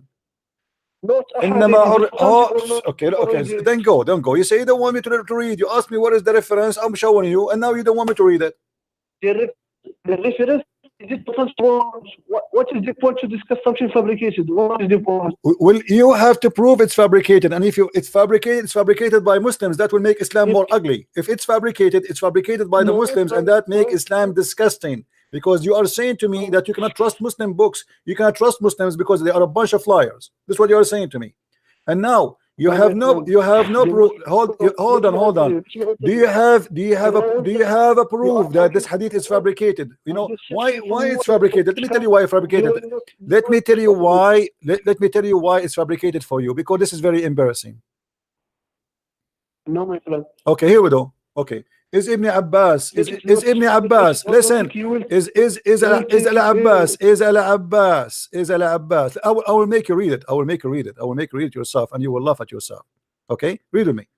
Here we go.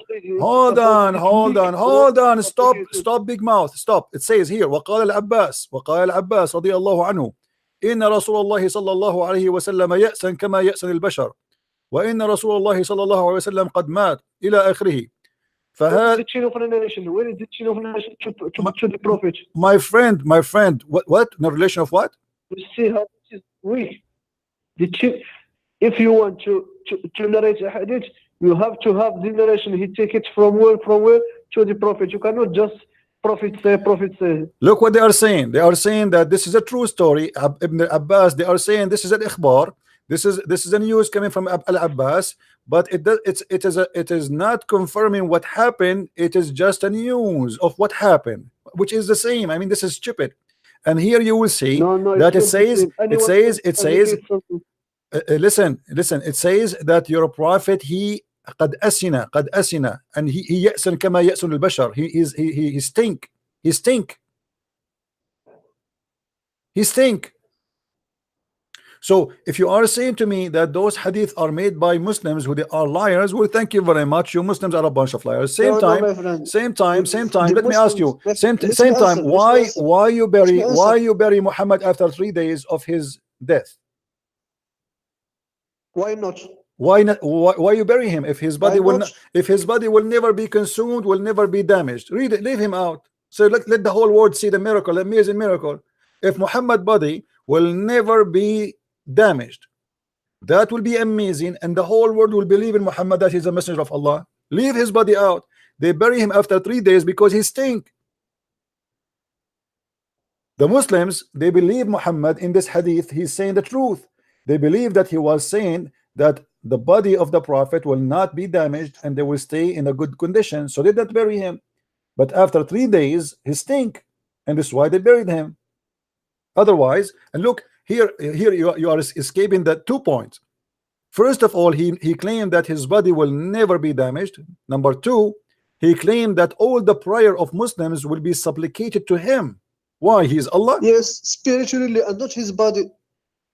Why your prayer will go to him? Why your prayer will go to Muhammad, not to Allah? Do you know why? Why? What is the problem? You tell me why. I mean, come on, tell me this. Is he God, or how a man can review a prayer of 1 billion Muslim? Do you know why? How he can do that? Don't tell me how. Tell me. You keep asking me. Do you know why? Tell me why. And how a man Because you can are- review? There is 1 billion Muslims. They are praying, saying Allahumma salli ala Muhammad, etc. Every Friday. How Muhammad know can what? read all the prayer? Can I answer or not? Go ahead. If God tells you to do something, do you do it or not? So you are saying that Allah, he decided to hire Muhammad to review the prayer? If Jesus or any God tells you to do this and this, do you tell him why I I'm will do asking it, you, or do it? are you saying Allah is the one who made him do that? Allah command the Muslims to pray and No, to this is not the send question. blessing This to is not the Prophet. question. This is not the question. This is the, Listen, you are saying Muhammad why is you- saying, no, because this is not the it's question. coming This from- is not the question. The question is, Muhammad is receiving the prayer of the Muslims, not Allah. Are you saying to me that Allah, he decided to give the prayer of all the Muslims in the world to Muhammad, not to him? Why the people pray to Muhammad? Why? You answer me. He is God? Why? Because Allah, Why the prayer? So what? Because Allah clearly commands. Where If Allah where command Allah? you to pray and No, send you see, blessing to Allah, he Muhammad, no, you see, you are not listening. Allah, he command you to pray for Muhammad to Yes. him. Okay, thank you very much. So you pray for Muhammad, asking Allah for Muhammad. Okay, wonderful. Now the prayer is not going to Allah, pray, it's going to blessing, Muhammad. pray, The it means question, no, blessing. this is not the question. The question is why the prayer is not going to Allah, instead it's going to Muhammad. If Muhammad is just a man and he is now in the grave, Yes. how the prayer will go to Muhammad?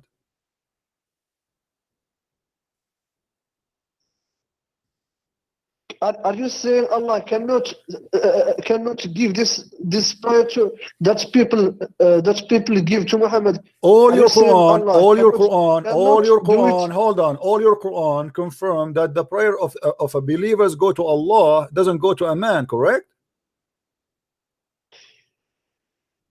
When you Muslim, when you Are pray, you saying when Allah you cannot- Muslim, don't tell me are you saying.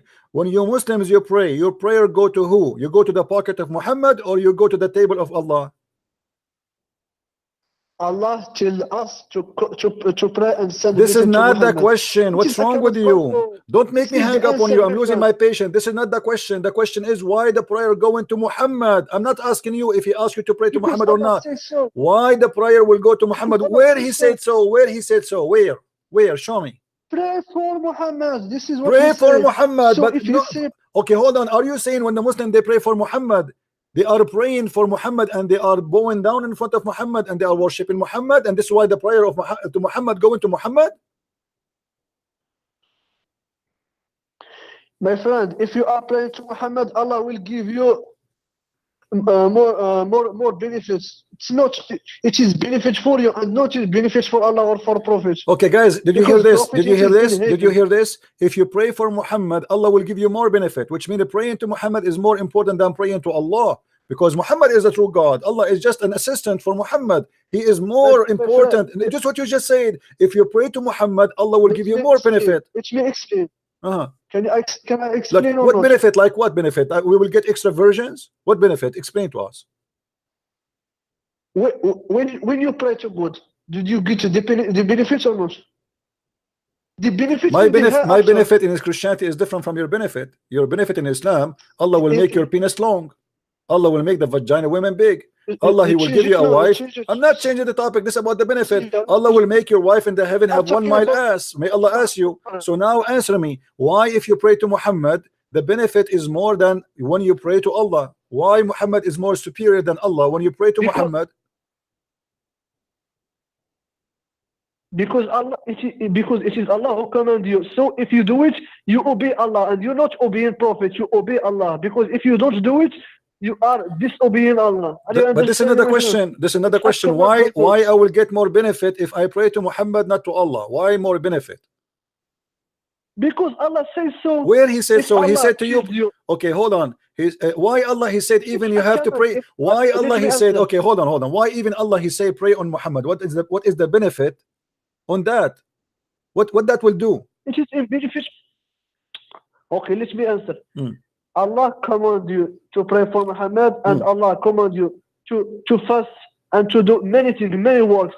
But why you need to pray on Muhammad? Is Muhammad saved or he is not saved? Like, are you going by your prayer? Are you going to save Muhammad from going to hell? What is the prayer you do to Muhammad will do? If you pray to Muhammad, Allah will give you more benefits, and you will go to heaven. It is benefit but this for is you not the and question. This is not the question. Why Allah he needed you to pray on Muhammad? What is the benefit for Muhammad? What is that will do to Muhammad? Why you need to pray for Muhammad? It does nothing to do to Muhammad. It is benefit for you. So if you pray on Muhammad, Allah will increase your benefit. If you pray on Allah, Allah will not increase your benefit. He will increase your benefits in two keys. If you pray to Allah, He will increase you. If you pray to Muhammad, which one is better? Which one is better? Which one is better? If we pray on Allah or pray on Muhammad? Drink camel urine, brother. Drink camel urine. Hold on, take a break. Take a break. Take a break. Drink camel urine. Drink camel urine. Take a break. Are you okay?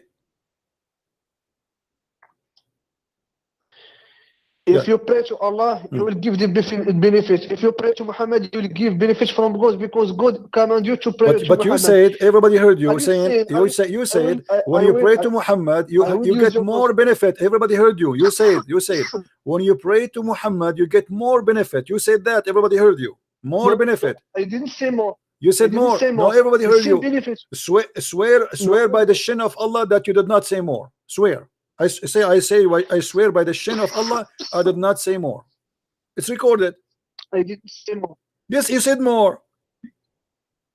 I didn't say more. You said more. Okay, swear by the shin of Allah. Okay, okay, hold on. Swear by the fig that you did not say.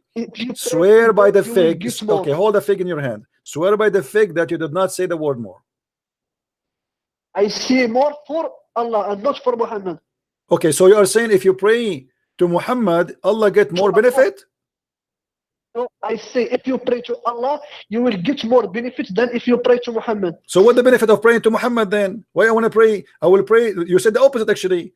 There are benefits. You said the opposite. You said the opposite. You said the opposite. You said if you pray to Muhammad, you get more benefit. And now you switch upside down. You are like Muhammad. Okay, do you want me to go back in the? Do you want me to go back in the video? Do you want me to? It's recorded. If I see, I clarify it. Okay, but you said that. Don't deny it. I can go back. I just can go backward a little bit, and you will probably heard you saying that if you pray. I asked you why you need to pray on Muhammad. You said because prayer to Muhammad give you more benefit. That's what you said. And now you are saying because now you got busted. You got busted, so you swallow your tongue. Listen.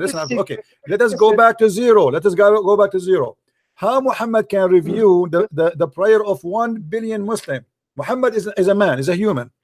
How he will review the prayer of, like now he will start reading name Muhammad Abdul, Muhammad etc. He say invoke a prayer on me, and then next.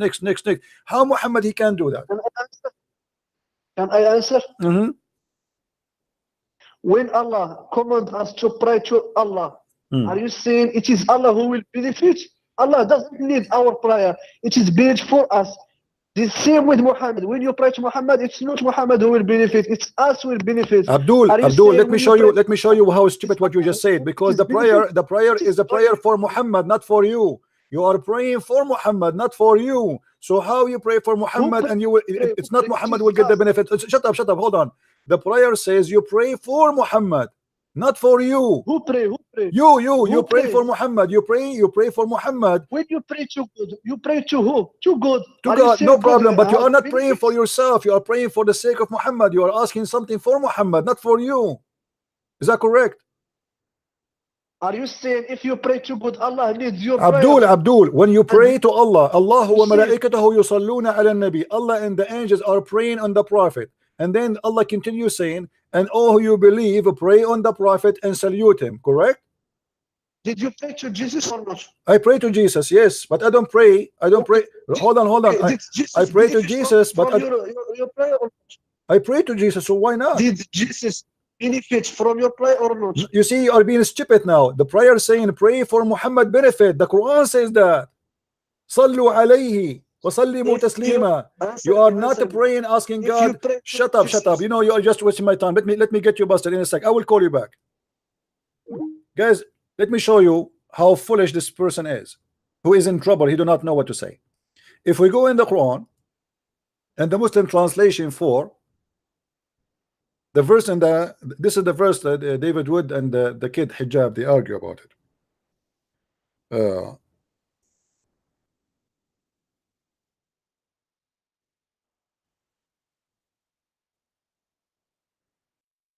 All right.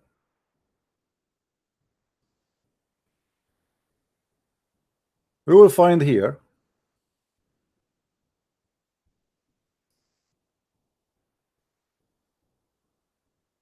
إن الله وملائكته يصلون على النبي. Translation, so we can love together.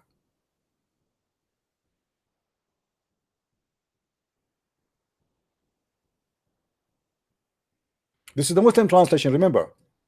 And Allah and his angels give a blessing to the Prophet. The funny, this guy, he's saying to you, when you do that, it is you who get the benefit. But look what the Muslim says. First of all, the word here is not blessing. This is a big fat lie. The word here is a praying, but we will go with the word the blessing just to get them busted. Allah and his messenger and his angels, they do one thing, one action. Both of them, they do one action, which means angels and Allah are equal. What is that? According to translation here, blessing. And as I say, this is not true, but let us go with it. Who is the one who get the blessing? Muhammad. This Abdul, who was speaking to, he was saying, it is you who will get the benefit when you do that. The verse continues saying, oh, who you believe, call for a blessing on him. Who is the one who will get a blessing? Him. And greet him and salute him. So who is the one getting the benefit of this? It is him. And look what happened here. This is a great example of Muhammad being mentally ill. He made God, angels, human, mankind, everybody have one job to do: praying on him. Who is him? Muhammad. Who will get the benefit of the prayer? Muhammad. The whole world is doing one thing, but here we have a problem, stupid problem. If Allah already he blessed Muhammad, if this is here blessing is correct translation as they claim, which is false. If Allah already gave a blessing to Muhammad,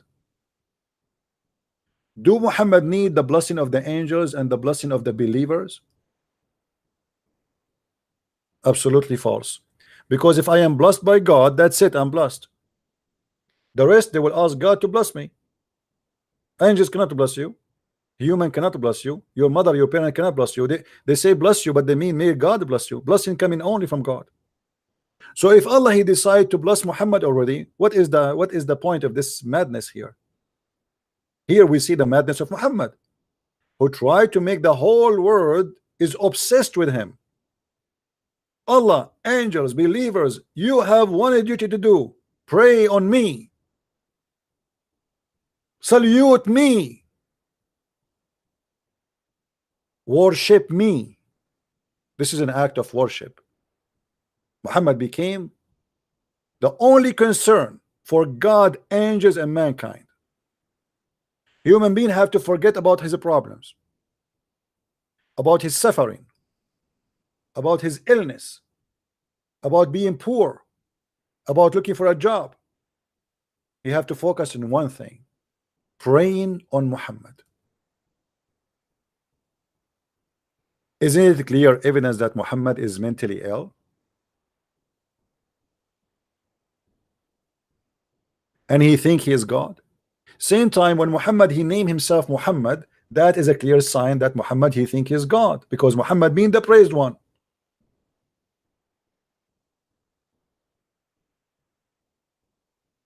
So he was lying to us, saying that when you pray to God, who get the benefit? You. It's not God who need the benefit. This is not true. Here the Quran have different meaning. It is the benefit goes to Muhammad.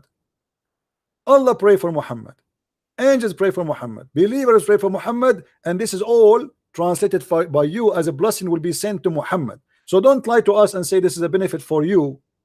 It is for Muhammad.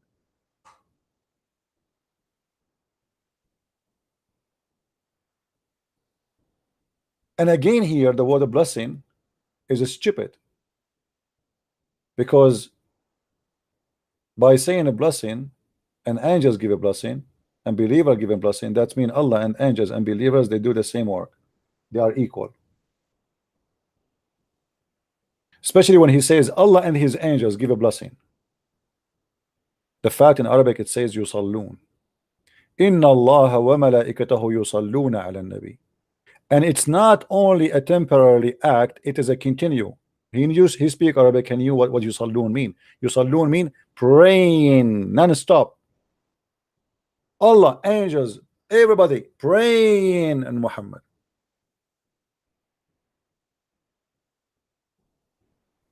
Muhammad always is the center of everything. God have nothing to do except him, even when he have a fight with his wives.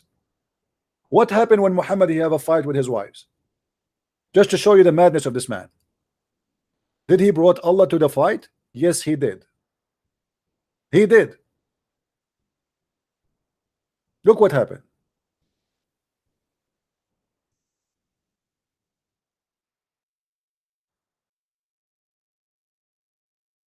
In chapter 66,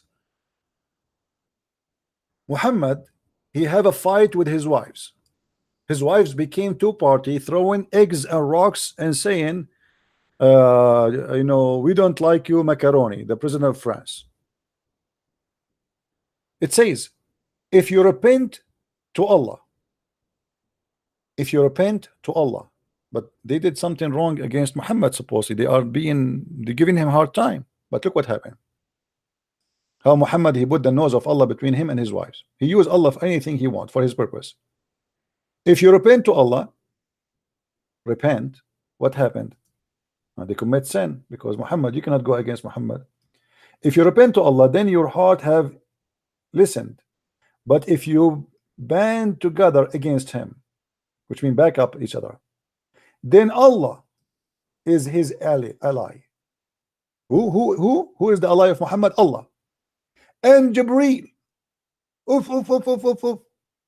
Jibreel is involved too. Muhammad, he have a fight with two women, they are 5 foot tall, and they are his wives. And now, if you take the side against the Prophet, look who is going to back up the Prophet. Allah. Jibreel. And not only that, and every righteous believer. And in addition, because this is not enough, this is not enough, man. Allah, Jibreel, and 1.4 billion Muslim is not enough to fight two women. They are 5 foot tall. This is impossible. They are very strong. In addition, the angels will assist him. If the whole universe is busy with the fight between Muhammad wives throwing their shoes at the Prophet, who's left? FBI, CIA, KGB, CNN, Fox News, you name it. Everybody in the world is busy. We, the whole universe is going in chaos. Why? Because the wife of Muhammad, they have a strike against him. Two women, they are 5 foot tall. They are threatening everything Allah established. To the point we need the assistance of all the angels, all the believers, and Allah and Jibreel. By the way, did he win? And you are telling me Muhammad is not mentally ill? With such an army, you can destroy the universe, my friend. If Allah is God, I mean, who need the rest anyway? If Allah he back me and he is God, who need Jibreel? Who need the believers? Who need the angel? What this guy is talking about? And by the way, the one who said that sentence is Umar ibn Khattab. Umar, he said exactly the same, and the verse came exactly the same. It is Umar who fabricated this verse, and Muhammad, he liked it, he copied it, he posted it in the Quran.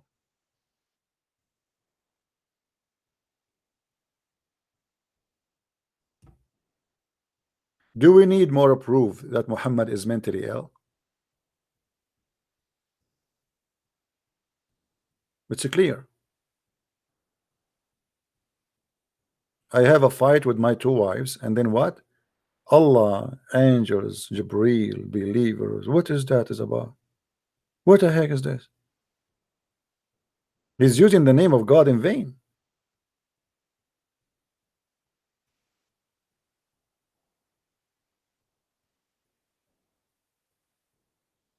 When we say Muslims, when Muslims they try to defend Islam, they get Islam busted. And look what this guy he was saying, that when we pray, it is for the benefit of us, not for the benefit of Muhammad. What a big fat lie. Send a blessing to him. This is your translation, which is a lie too. And when Muhammad he claimed that the prayer of the Muslims is coming to him, he just claimed to be God.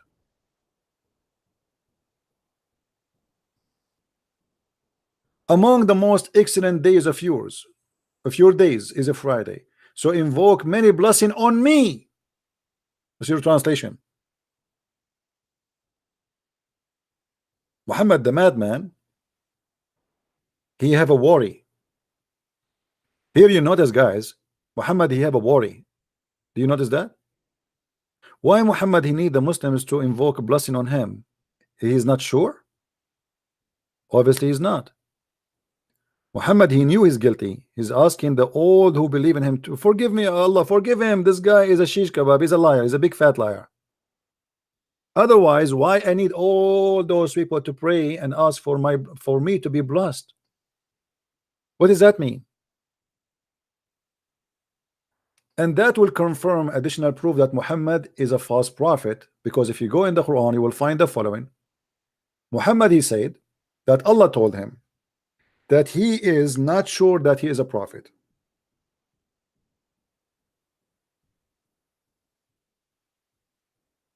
Chapter 9 verse number 94, it says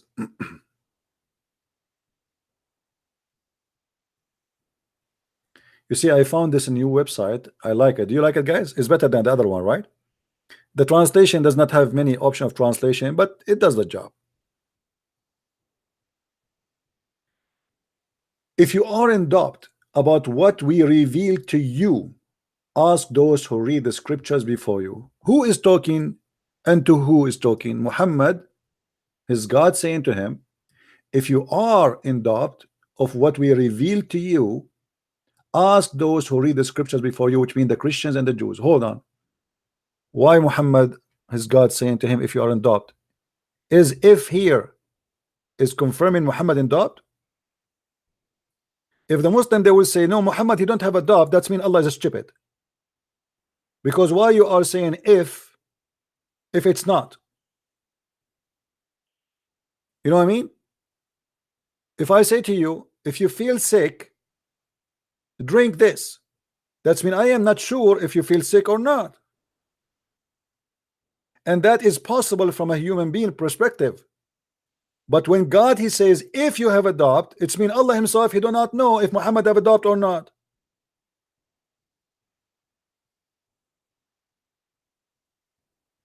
Guys, do you understand what I'm saying with my funny English? Do you understand what I'm saying to you? When God he says if you are, that's mean he is not sure if he is. That's mean the one who made the Quran, he cannot be God. Secondly, if Muhammad not have a doubt, what kind of a question that question is?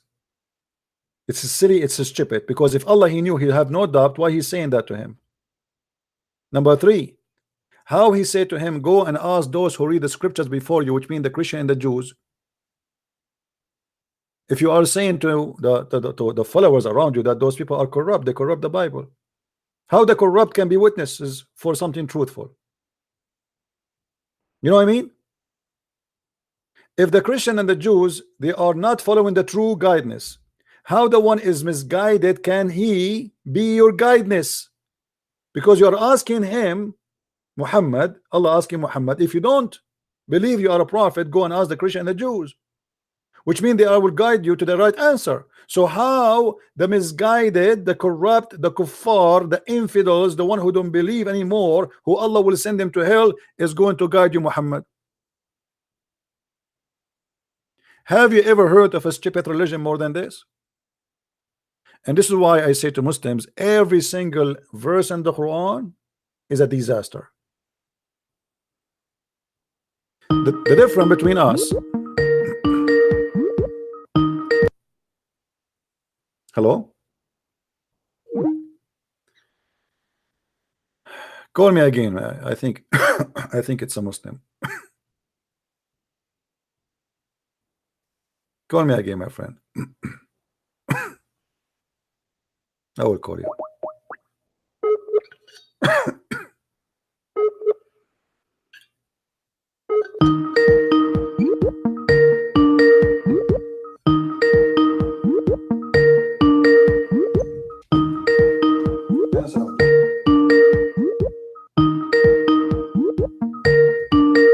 Answer, man. Okay, forget.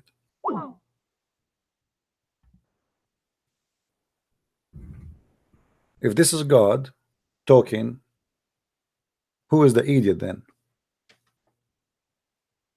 If this is what you call God wisdom, God words, what is the stupidity then?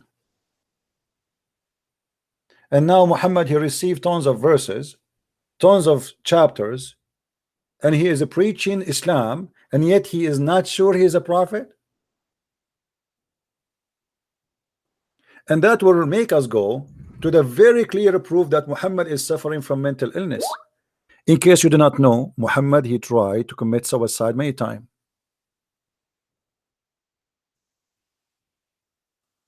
He tried literally to throw himself from the top of the high mountain many times. Let us get the reference and see if this is true or not.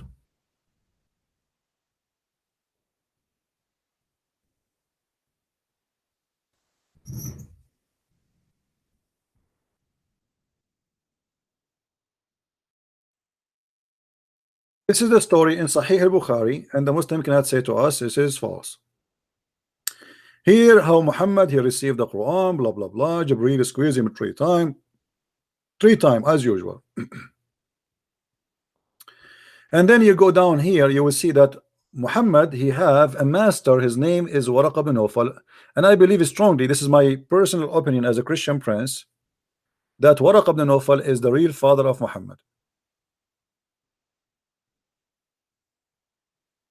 Waraqa bin Nawfal was translating before Muhammad claimed to be prophet. He was translating the gospel into Arabic, as you see, and that is the Quran. You see it? That is the Quran. But look what happened when Waraqa he died. The divine inspiration stopped coming to Muhammad, and that here will raise a question mark. What the divine of God, divine inspiration of God, have to do with the death of a man like Waraqa? Who is Waraqa? Why God plan will stop because of the death of Waraqa? Simply what happened here, Waraqa he died, and Muhammad, he don't know what to do until later he come to the idea of getting the book which Waraqa he used to have, and he got it. And then he will see, after Waraqa he died, Muhammad, he became so sad, as we have heard that he intended several times to throw himself from the top of the high mountains. Several times. We need more proof that Muhammad is suffering from mental illness. You see, suicide act has a reason for it: depression, losing hope, madness, chemical balance in the brain. What is the reason for Muhammad to do suicide act? What happened? What exactly make him even think about it?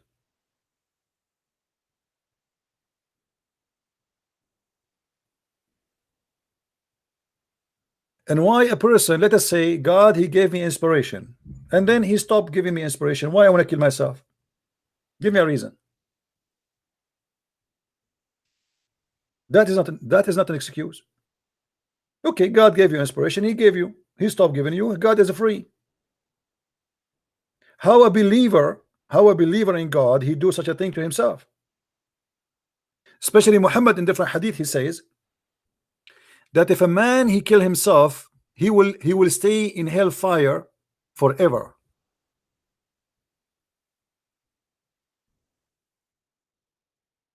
How you say to your followers that the one who commits suicide, not suicide bombing, by the way, because suicide bombing is not suicide to kill yourself, it is suicide to kill others, so it's different.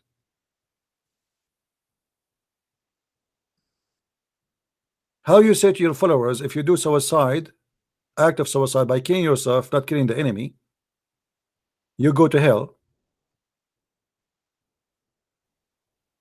but you yourself, you do it yourself.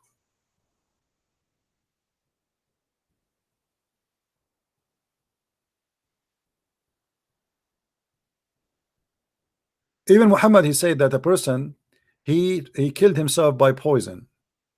He said that this person will stay in hellfire and he will drink his poison every day. Let me try to find the hadith.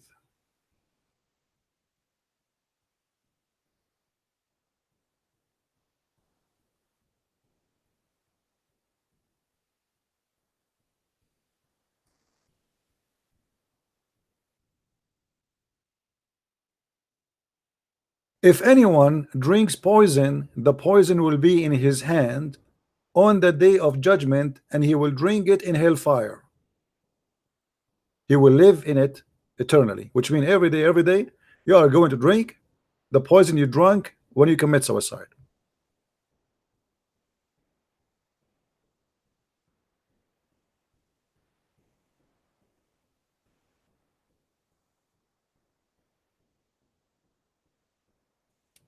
By the way, there is here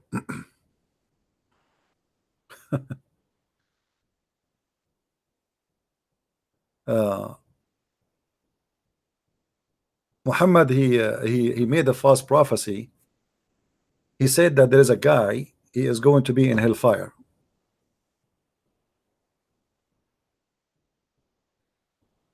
He said this man is from people of hellfire, because at that time when Muhammad he said that, the guy, he was not a Muslim. The man, he was not a Muslim. Let me see if I can find the hadith in English.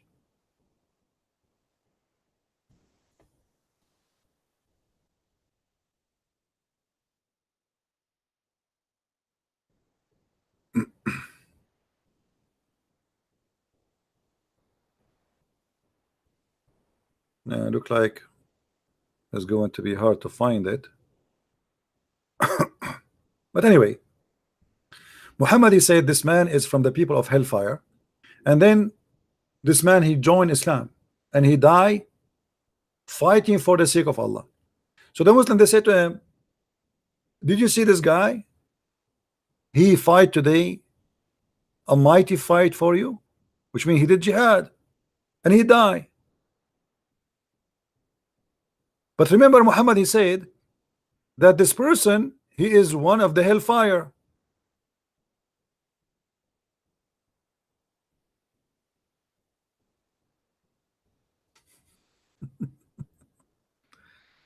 Anyway,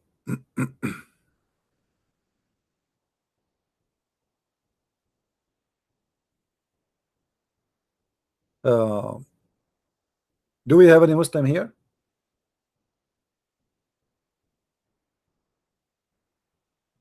Here, by the way, Muhammad is teaching the Muslims that in the hellfire you will sit in a chair made from fire.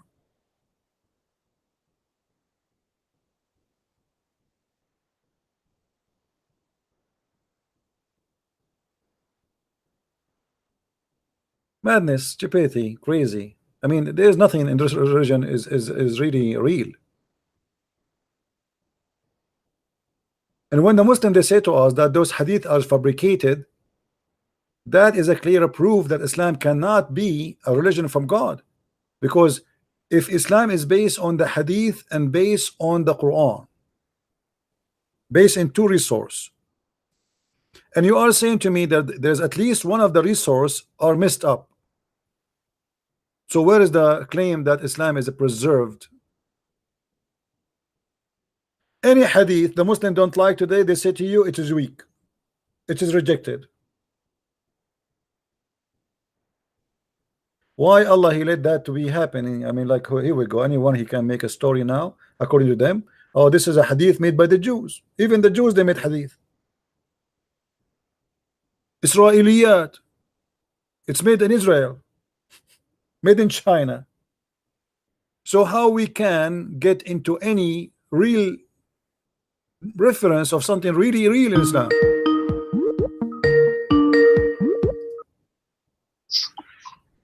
Yes, Yusuf. Why you are lying? Why? What? Why you are lying? About what? Just because if you are saying because they are weak hadith, so the Islam and that is false. Yeah, because The how you Muslim know where's Let me where is the answer. right story Are if you talking are saying 4 to me hours and you are not telling me. Let me answer. I The thought you asking Muslim me a question. scholar, they have the methodology and they have the methodology to know which hadith is weak, which hadith is authentic. Okay. So Okay. it is you Is the cannot say is the to know Muslim which scholars are hadith is human? authentic, which hadith is Hold weak. on. Is the Muslim scholars are human or they are God? They have a methodology, my friend. Okay, no problem. Is it possible that for those based on that mythology that they might do wrong and make it they agree it is correct? Is it possible? Or they are No, infallible? because the methodology is what? When your scholars they say something, let us say they say that this hadith is sahih. Is it possible that this hadith is not Yes. sahih? Yes or no? No, if it is said sahih, it's Okay, sahih. so why Because- each time I because- show you, so why because- each time I show you a hadith that says sahih, you say to me it's not sahih? You never show me something. I hadith. show you tons of just show them. me Okay, hold on. book of history. Okay. Did your prophet wear his wife clothes in the sahih hadith? Yes or no? You are just lying in this. It is.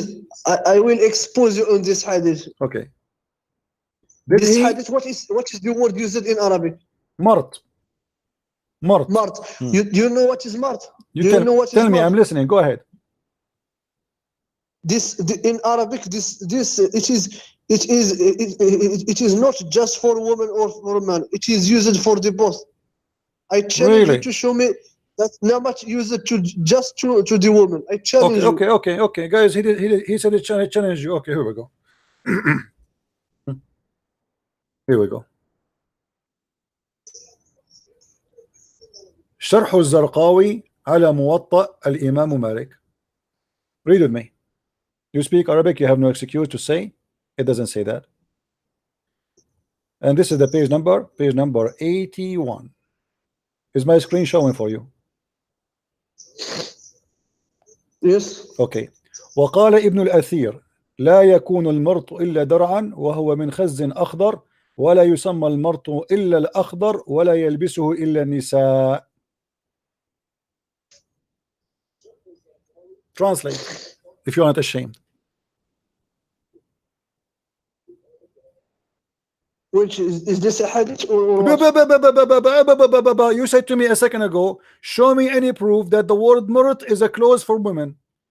This is your interpretation, Is this and a this is hadith or just this an is opinion? Ibn al-Athir. This a hadith This or is an shut opinion? up. Just go. Get lost. You see, you are a coward. You have no dignity. A second ago, you said show me where it says that the word murt. I'm going to expose you. Show me where it says that murt is the women clothes, and now it's in front of you. And now what he will say? This is hadith. This is Ibn al-Athir. Do you know who is Ibn al-Athir? It is a cloth only for women. Only. ولا يلبسه إلا النساء.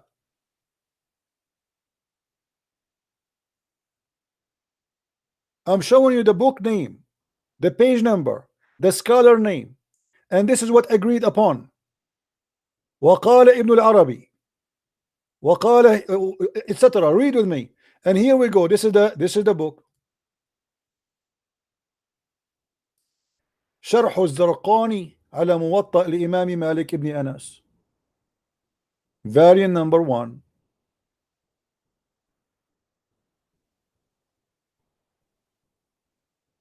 You see, it doesn't matter what you show them. They will play the game that this is weak. It doesn't matter. They are like rabbits who they are jumping from place to place until you hold them from their ears. When you say to me, show me, I challenge you. The word murt does not mean clothing. If we go to the hadith, we will find that the word murt means clothing. Here we go. Read with me carefully. And this is Sahih. Sahih. And you are the one who said to me that Sahih cannot be weak. A second ago, I said to you, how come each time I say to you Sahih, you say to me weak? Now what you will say this Sahih?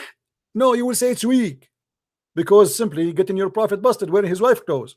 Read with me carefully, and this is your translation. Sa'id ibn etc. reported that Uthman and Aisha told him that Abu Bakr asked permission to come to the Messenger of Allah, may Allah bless him and grant him peace, while he was laying off Aisha bed wearing Aisha woolen shirt. This is your translation. This is your translation, and it's Sahih.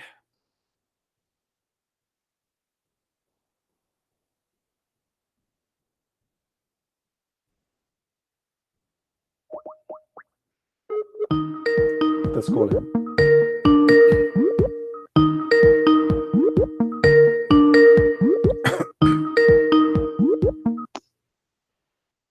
Yes, Joseph, you see the hadith? You see the hadith? It says that your prophet wearing Aisha clothes, and this is Sahih. What you will do now? Show me the Arabic one. I showed you. Here we go. Here we go.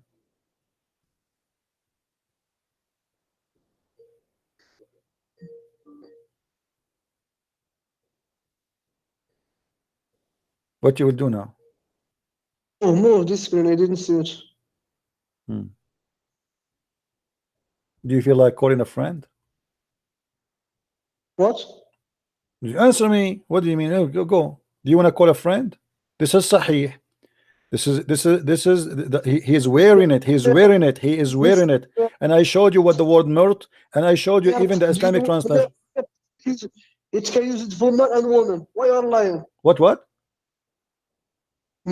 It is for women and men. It uses for the both. It's for men and women?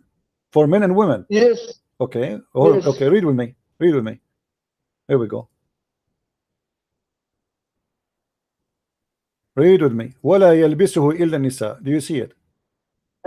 This is an opinion. It's not authentic. It's an opinion. It's opinion. It's an opinion. Okay, hold on. In the translation here, why the Muslim translate that this is he is wearing the women his wife's shirt? Does it say that?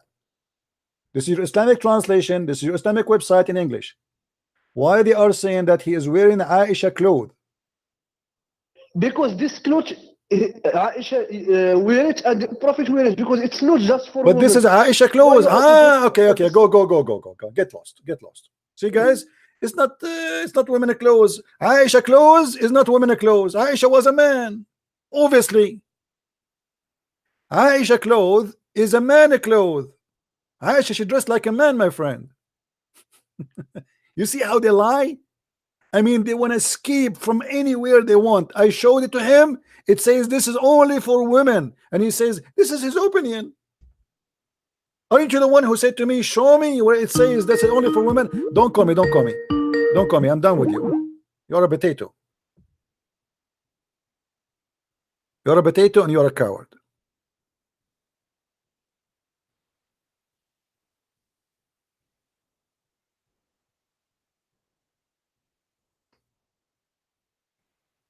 It says in the front of us. You see, guys,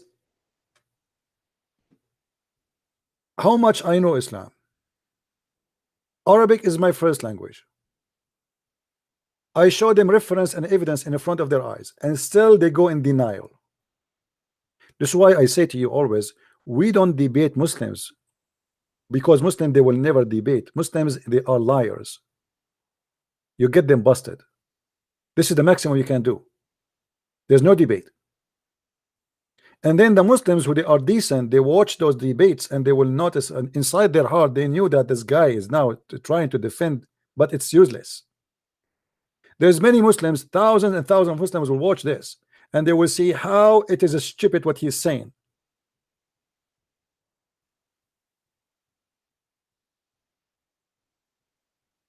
And how they try to run away from what is shown in the front of their face. You see, one of the reasons I don't like those you know, speaking corner, like a speaker corner. I mean, it's people are shouting and nobody's showing anything. I mean, like you say whatever you want. Here we have it in the front of us. And you notice I show it to you. I look for the hadith in a moment, which is very hard, by the way, to find unless you know exactly what are you talking about. I find reference that you challenge me, I show it you right away. The Muslim cannot do the same. They have no idea what Islam is about. They are just big mouth, and this guy, he is going to defend Islam no matter what you say, no matter what you prove, no matter what you show him.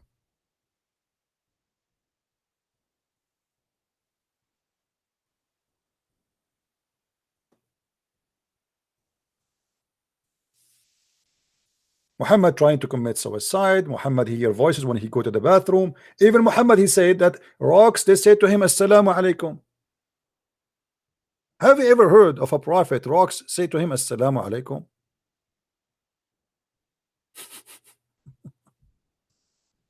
Rocks? Are you sure?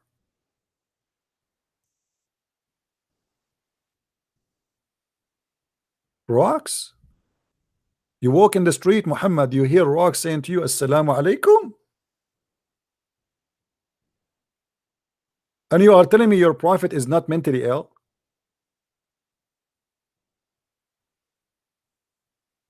Or what about Muhammad is sucking the tongue of Fatima? Is that a normal thing for a person who is not mentally ill?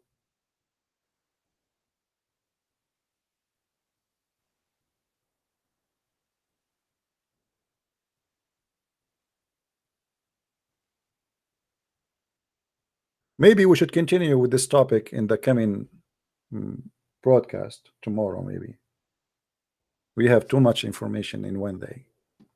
Guys, do you have a headache? Did you enjoy today? Did we have a good time? This is our free school.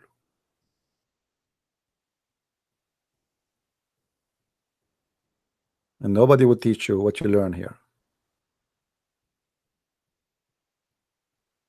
All right.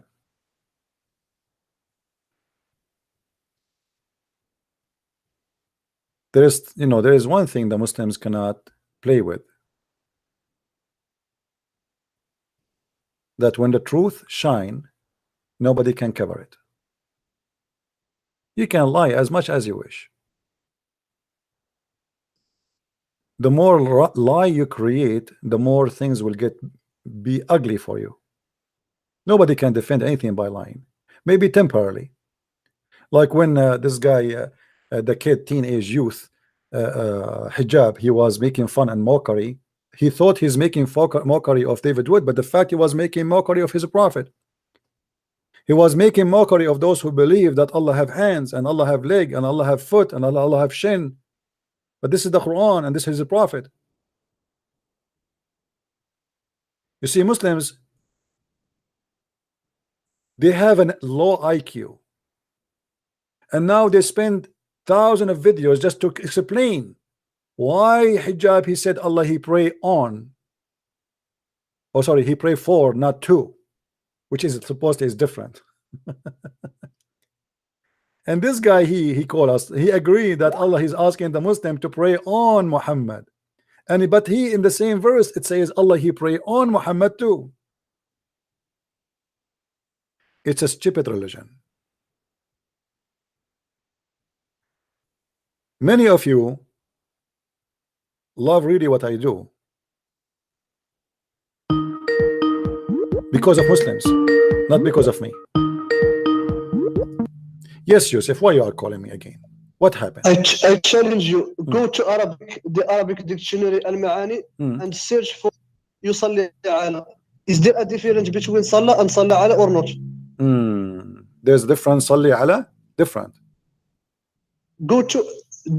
Are you Arabic? Abdul, listen. You know, do you know? Hold on. Let me hold on. Let me show everybody. Let me show you to everybody that I will give you today a additional certified donkey. I want you to tell me what the word صلى على mean. In dictionary, he says. No, tell me what you think. Yes. Tell me the correct answer. Doesn't matter who. Dictionary, you, Allah, doesn't matter. Tell me what صلوا عليه or Allah, he pray on him. What does that mean? Blessing and dua. Okay, let us go with you, and everybody will be laughing at you in a second. Guys, he said it is a blessing and supplication. Blessing and dua. Dua mean you supplicate to Allah. If Allah is doing supplication, he supplicate to who?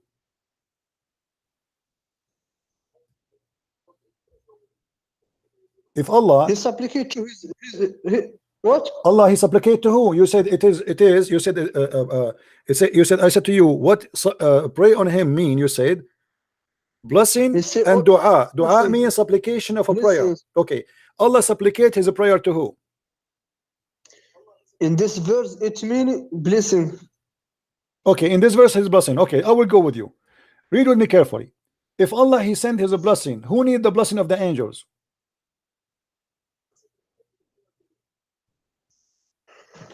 The Prophet. Why he needed? If Allah already blessed him, if Allah already blessed Muhammad, the angels, what they can do? The angels will ask Allah for blessing, correct? Because Allah command him. My friend, this is not the question. This is not the question. If Allah already, he sent the blessing to Muhammad. Why Allah he is commanding the angels to ask him to send the blessing if he already sent the blessing? Because the angels are the creation of Allah. So no problem. But Allah already sent the blessing. Abdul, the pizza arrived already. Allah already sent the blessing. Why is asking the angel to send the blessing if he already sent the blessing? Why not? Why not? What do you mean? Why not? What do you mean? Doing? Are you saying to me the blessing of Allah expired? So he have to keep sending blessing over and over? If Allah he blessed Muhammad, you see what you are doing. Just because you pray to your Jesus doesn't mean Jesus need your prayer. I'm not talking about that. Don't be stupid. I'm not saying Allah he need. I'm saying Muhammad he need now. You are saying to me, hold on, Abdul. Everybody is laughing at you. You Muslim, you have no brain. You are mental illness. Allah he sent the blessing to Muhammad. To who? To Muhammad. To who? To Muhammad. Yes. Shut up. To who? To Muhammad, not to Allah. Shut up. So it's not Allah getting the benefit. We got that. Stop being stupid. Allah he sent the blessing to Muhammad. Why he need the angel to send more blessing to Muhammad if Allah already sent the blessing? Why he command the angel to ask Allah, Allah please send the blessing, but Allah already sent the blessing? Answer. Are you telling God what to do or not? Are you telling? Look at the answer, guys. Look at the answer. Are you telling God what to do? Yes, I tell God because He sent him blessing already. Are you a donkey or what? If Allah He sent him a blessing already, why He's asking the angels to ask Him to send the blessing if He sent the blessing? Because Allah wants. What do you mean He wants? Okay, that's mean your God is stupid. It is you. Who you are? You stupid. No, this is you. That's mean you're stupid. Because if Allah He blessed Muhammad already, there is no need for anyone to be asked to ask Allah to send a blessing because already He did that. He blessed him. If God wants something, He did it or not? This is not the question. If God He wants something, what something? Already He blessed him. So why He's asking the Muslims and asking the angels to ask Allah to send the blessing if He already sent the blessing? I will use this same. Why Jesus need to kill himself to forgive you? Why he need it? He did not need. You see, this is first of all, you are changing the topic. Secondly, Jesus did not kill himself. And anyone he said that you are a liar, you are a liar, you are a liar, you are a liar, you are a liar. You are changing the topic so you can run away. Why God? He is blessing you. he need to ask me to ask him to send the blessing to you when he already blessed you? Simply because he is God. God do what he wants to do. But God is, You are your God reaching is to God stupid. what you- Your God is stupid. If already Muhammad is a blessed, You are there, stupid. You are using your just limited everybody is laughing at brain. you. Everybody is laughing at you. Secondly, here, if we go in the Quran, if we see the word yusalli, inna Allah wa malaikatahu yusalluna ala nabi, huh? This is appear in many verses in the Quran. Hold on. Ala, In what, Arabic, ala what- change the meaning. what ala But you mean? are What ala stupid. mean? What ala mean? It's not. I will give you an example in Okay, English. hold on. Okay, in chapter 33, verse number It's a chapter preposition. 33, verse number 43. Chapter 33, verse number 43. Hold on, the same. Hold on. It's he who reach out to you. This is a Muslim translation, bringing you out of darkness. Is that a true translation, or you don't agree with it? What did he say? In Arabic, it says, "Huwa alladhi yusalli alaykum wa malaikatahu." Yes. Okay, do you agree with this or no? Allah yusalli alaykum wa malaikatahu. What is that for? What is your point? Don't ask me for my point. Answer, and then you will get my point. This is what the Muslims do. They are afraid from my point. You are asking me what is my point because you are terrified. You want to know my point before you answer, so you can play game with it. Answer me. When it says huwa alladhi yusalli alaykum, what does that mean? Allah sends blessing to prophets and sends blessing To do what? To do what? to people. To do what? To do what? Show me the four verse. Here we go. هو الذي يصلي عليكم وملائكته ليخرجكم من الظلمات إلى النور. Yes. Okay. He sent blessing to you because you are doing. He sent the blessing to who? He sent the blessing to who? He sent his blessing to who? Is the blessing of is the blessing of Allah is to be sent? Is it something we can deliver? If Allah blessed me, is that something He sent to me? Is spiritually. Are you? How it is? Allah forgive your sins. This is how it is. No, He Allah said bless no. you. It's you said. Let us read together. It says, He it is who sent the blessing on you. So do His angels, as do His angels, that He may bring you out of the depth of darkness. Do you agree with that?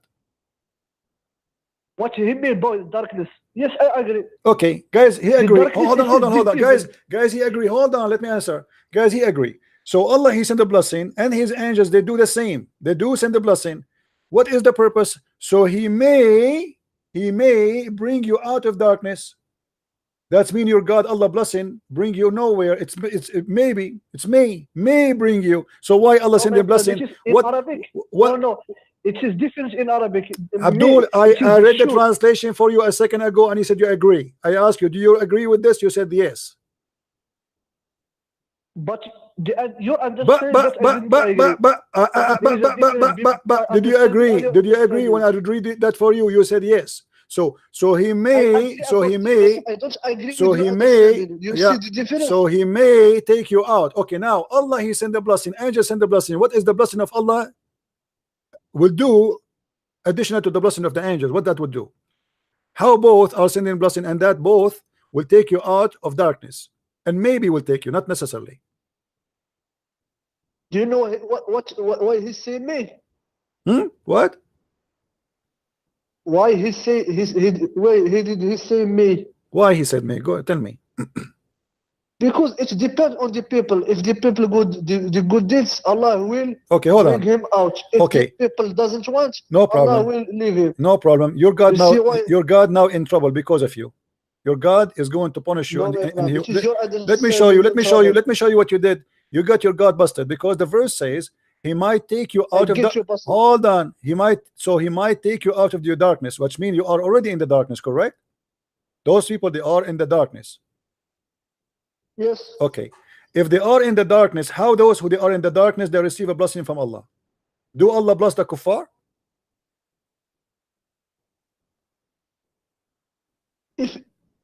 if Allah knows Yeah. that, you see, if Allah knows in their hearts that they will do the good things, Allah will bring him from the dark to the light. But your friend, my friend, you just said if Allah knows, this is why he said may, because he did not know. Same time, Allah same wants time, and not same time. knows, Do Allah you? knows everything. Same time, this is against the Allah Quran. This is knows against the whether Quran we know itself, because the anything. Quran says Allah will not bless those who they are kuffar. Allah curse them.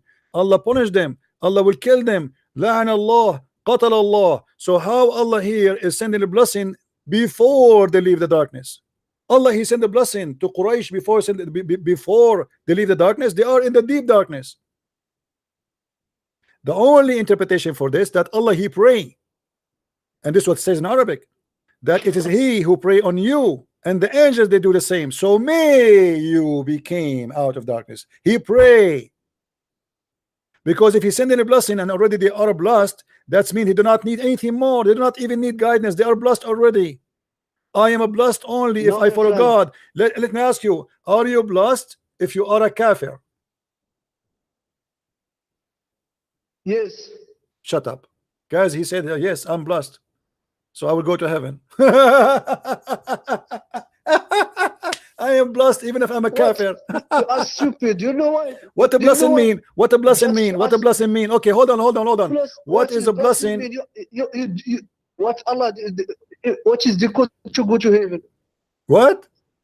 Because if you are blessed, What is the true a blessing, condition my to go to friend, heaven? the blessing is God, No, is Allah, is God, you is didn't God read the Quran agreeing with what you do, You who you believe in are. Allah and you do the good works. Yeah. The Just good deeds go, and- just go. Let your mom call me. I want the man of the house to call me. I want the man of the house to call me.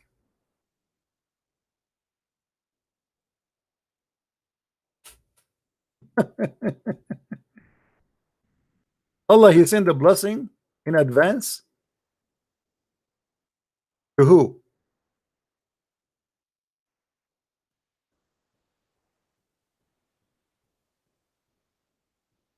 You know? No, don't call me. We are done. That's it. Everybody's laughing. And you will notice here when the verse saying that he may, that makes sense that this is about praying. So here, this is the real meaning of the verse. The word here, it is he praying on you. The Muslim, they fabricate and they say blessing, praying. And now that makes sense. And the angel, they do the same. And because it's a prayer, so maybe that will bring you out of your depth of darkness. Do you see it? But if you with the word blessing, that will be messed up. Muhammad always he do poo-poo. He is not sure if those people they will accept him or not. He says Allah he pray on you, so as the angels. So maybe he bring you out of your darkness. He's not talking to believers. Because if those are believers, then why they are in the depths of the darkness? They are in the depths of darkness because they don't believe in Islam. They don't believe in Allah.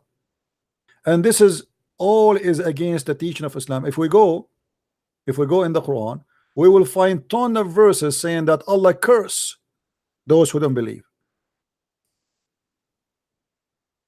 You don't bless them.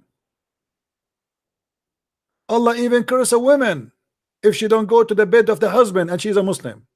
Even for that silly reason, Allah he curse you.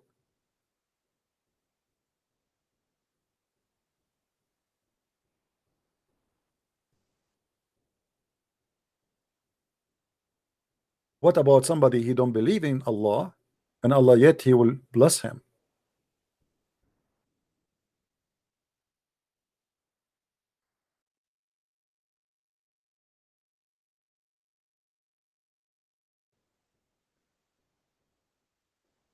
Allah has cursed the disbelievers and has prepared for them the place.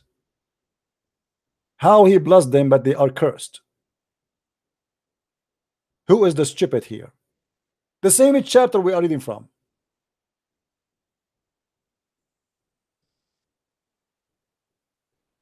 The same chapter, the Muslim, they fabricate the translation. They say it's mean Allah, he sent the blessing so you may go out of darkness. What does that mean? They are cursed wherever to be found, and kill them and slaughter them.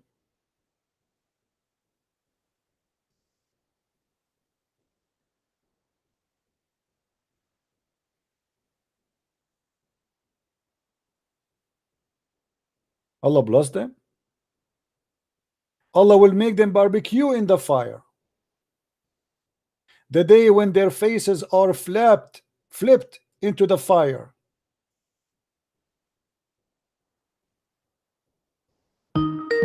Go, don't call me again. You're a kid.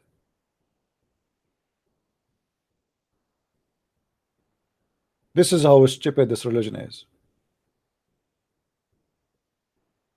Either we are cursed or we are not. If we are blessed, then we are blessed. That's it. We do not need Muhammad. If me as a Christian, the guy he said, you as a Christian, you are blessed by Allah, that's me. We do not need Islam. We do not need Muhammad. We can stay as a Christians.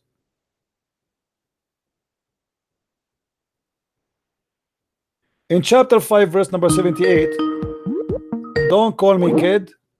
In chapter 5 verse number 78 it says, cursed were those who disbelieve from among the children of Israel and David and the follower of Jesus, etc. By the tongue of David, by the tongue of Moses, by the tongue of Jesus, they are cursed. So how Allah he bless us?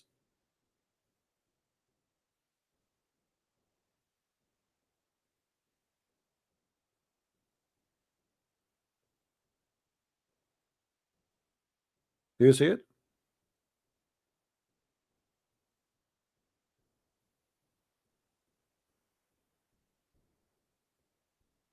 Stupidity. Anyway, guys, we have enough for today. Did we have a good time? Did we have a good time? No, when I say that your mom called me, I mean the man of the house. Because in case you do not know, many people, by the way, they think that Muslim men are in charge of the houses. Muslim men, they get beaten by their wives every day. According to study in Algeria, I think it was Algeria or Morocco, I forgot, that the most household violent, domestic violent, it's women beating men. Women beating women, beating men. Muslim women are very aggressive.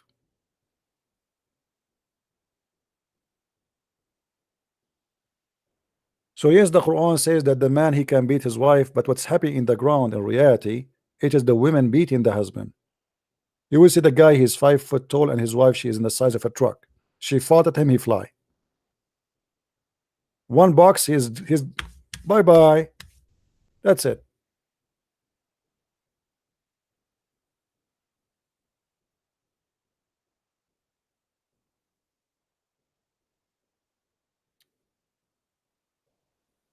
And good for the women, by the way.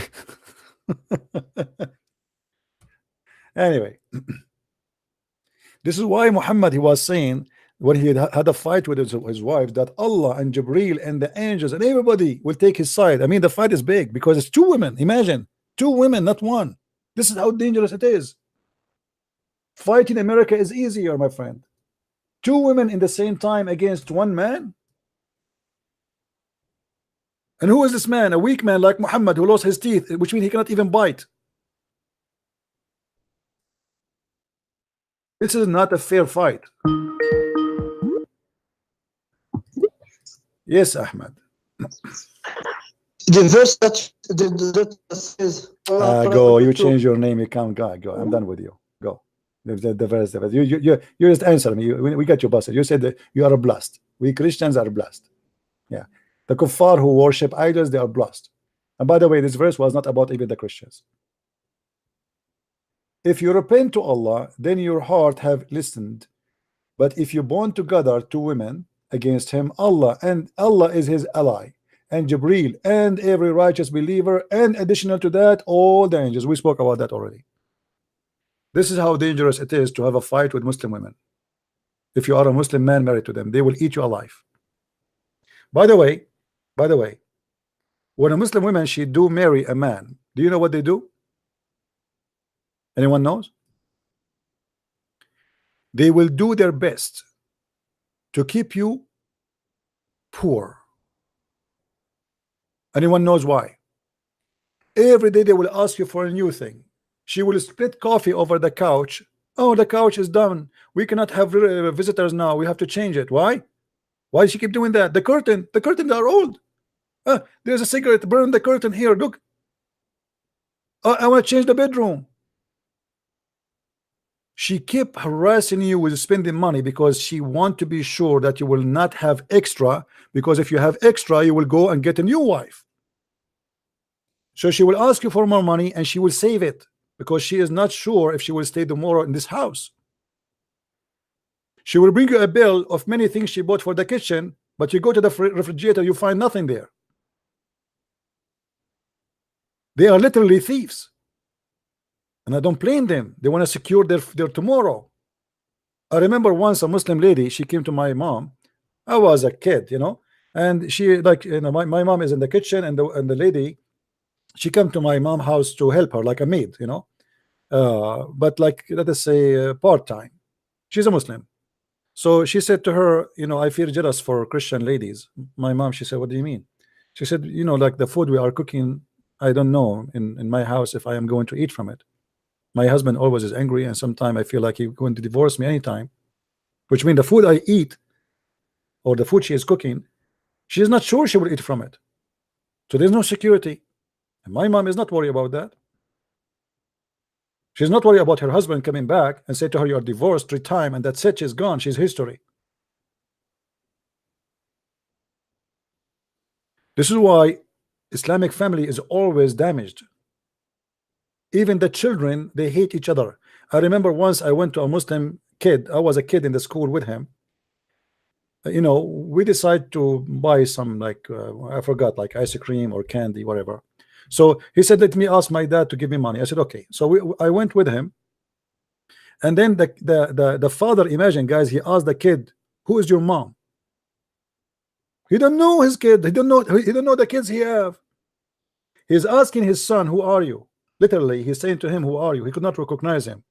He's an old man sitting in a chair in the front of the house, and he's asking the kid. He said, Dad, give me money. He said, you are the son of who?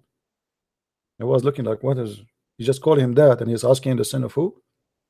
He was asking, you are the son of which women?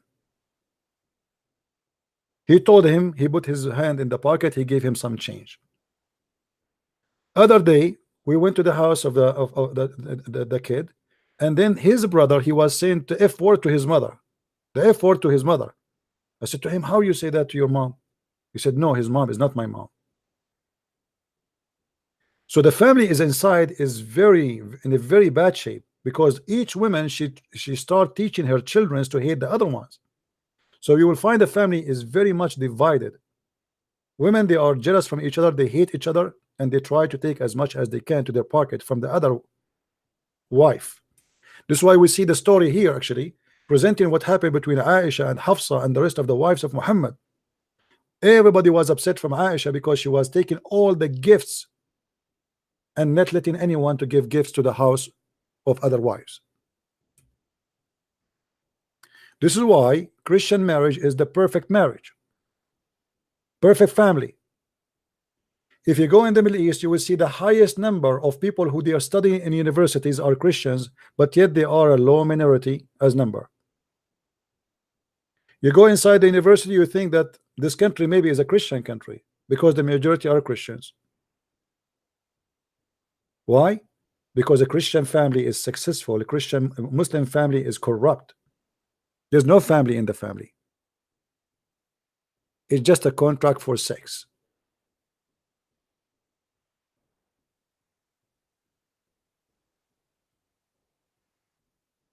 And this is why I say thank you, God. I am a Christian. Not only that, I am a Christian prince who defeat Islam every day, who help Muslims to come to Christ every day. Muslims are so upset. If you go to Facebook, you will see how much they are so upset from a Christian prince. making videos, ending career of Christian Prince. You're right. My career is ended. And this is why Muslims are leaving Islam left and right, because watching my videos.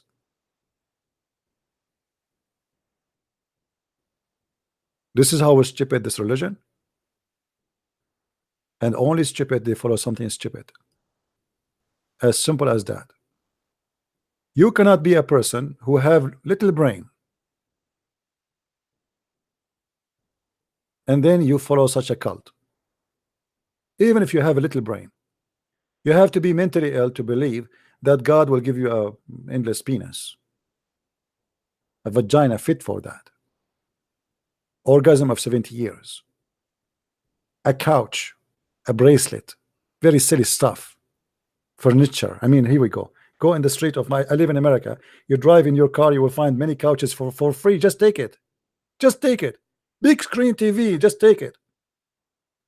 The garbage of America is better than the promise of Allah in heaven. The garbage, literally. Our garbage here is better than what Allah promising you in heaven. That cannot be a promise of God, my friend. That is a promise of someone stupid speaking to a poor Arab who never saw something good, who never saw a couch. God, he will not promise me that I will not have heat of the sun unless he is speaking to the Arab. That is not a good news for someone living in Alaska. God will not promise me grape and wine mixed with ginger or ginger, whatever ginger you call it, because the Arab, they like to drink ginger. So Muhammad, he have no choice but to mention it even in his heaven. All the promises of Muhammad proven to us that he is a corrupt man, false man, crazy man, stupid man, you name it, selfish. Even his God, he make verses and chapters just for the sake of his private part and his testicles. And nobody questioned the dignity of this filthy man. How dare you? Thank you guys for being here. May the Lord bless you. Tomorrow is a Friday for sure. We will be here, right? Is it tomorrow is a Friday? Or I'm wrong? Oh, hold on. No. Yeah. Is it?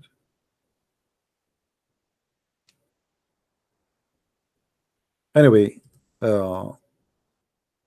tomorrow I hope we will be able to do live podcast too. So please invite your friends, subscribe, and tell your friends about what we do. And I hope that you guys taking notes and downloading the videos, because those videos will disappear either by me or by someone else. So you better download them, because this free school will not repeat itself again twice. Time will come and Christian Prince will go. The Lord will take him and he will not be here with you. Take advantage, teach your kids, save yourself, and don't be a fool. Thank you very much for being here. Christ is Lord and Islam is false. I mean to that. And see you soon again. Bye-bye.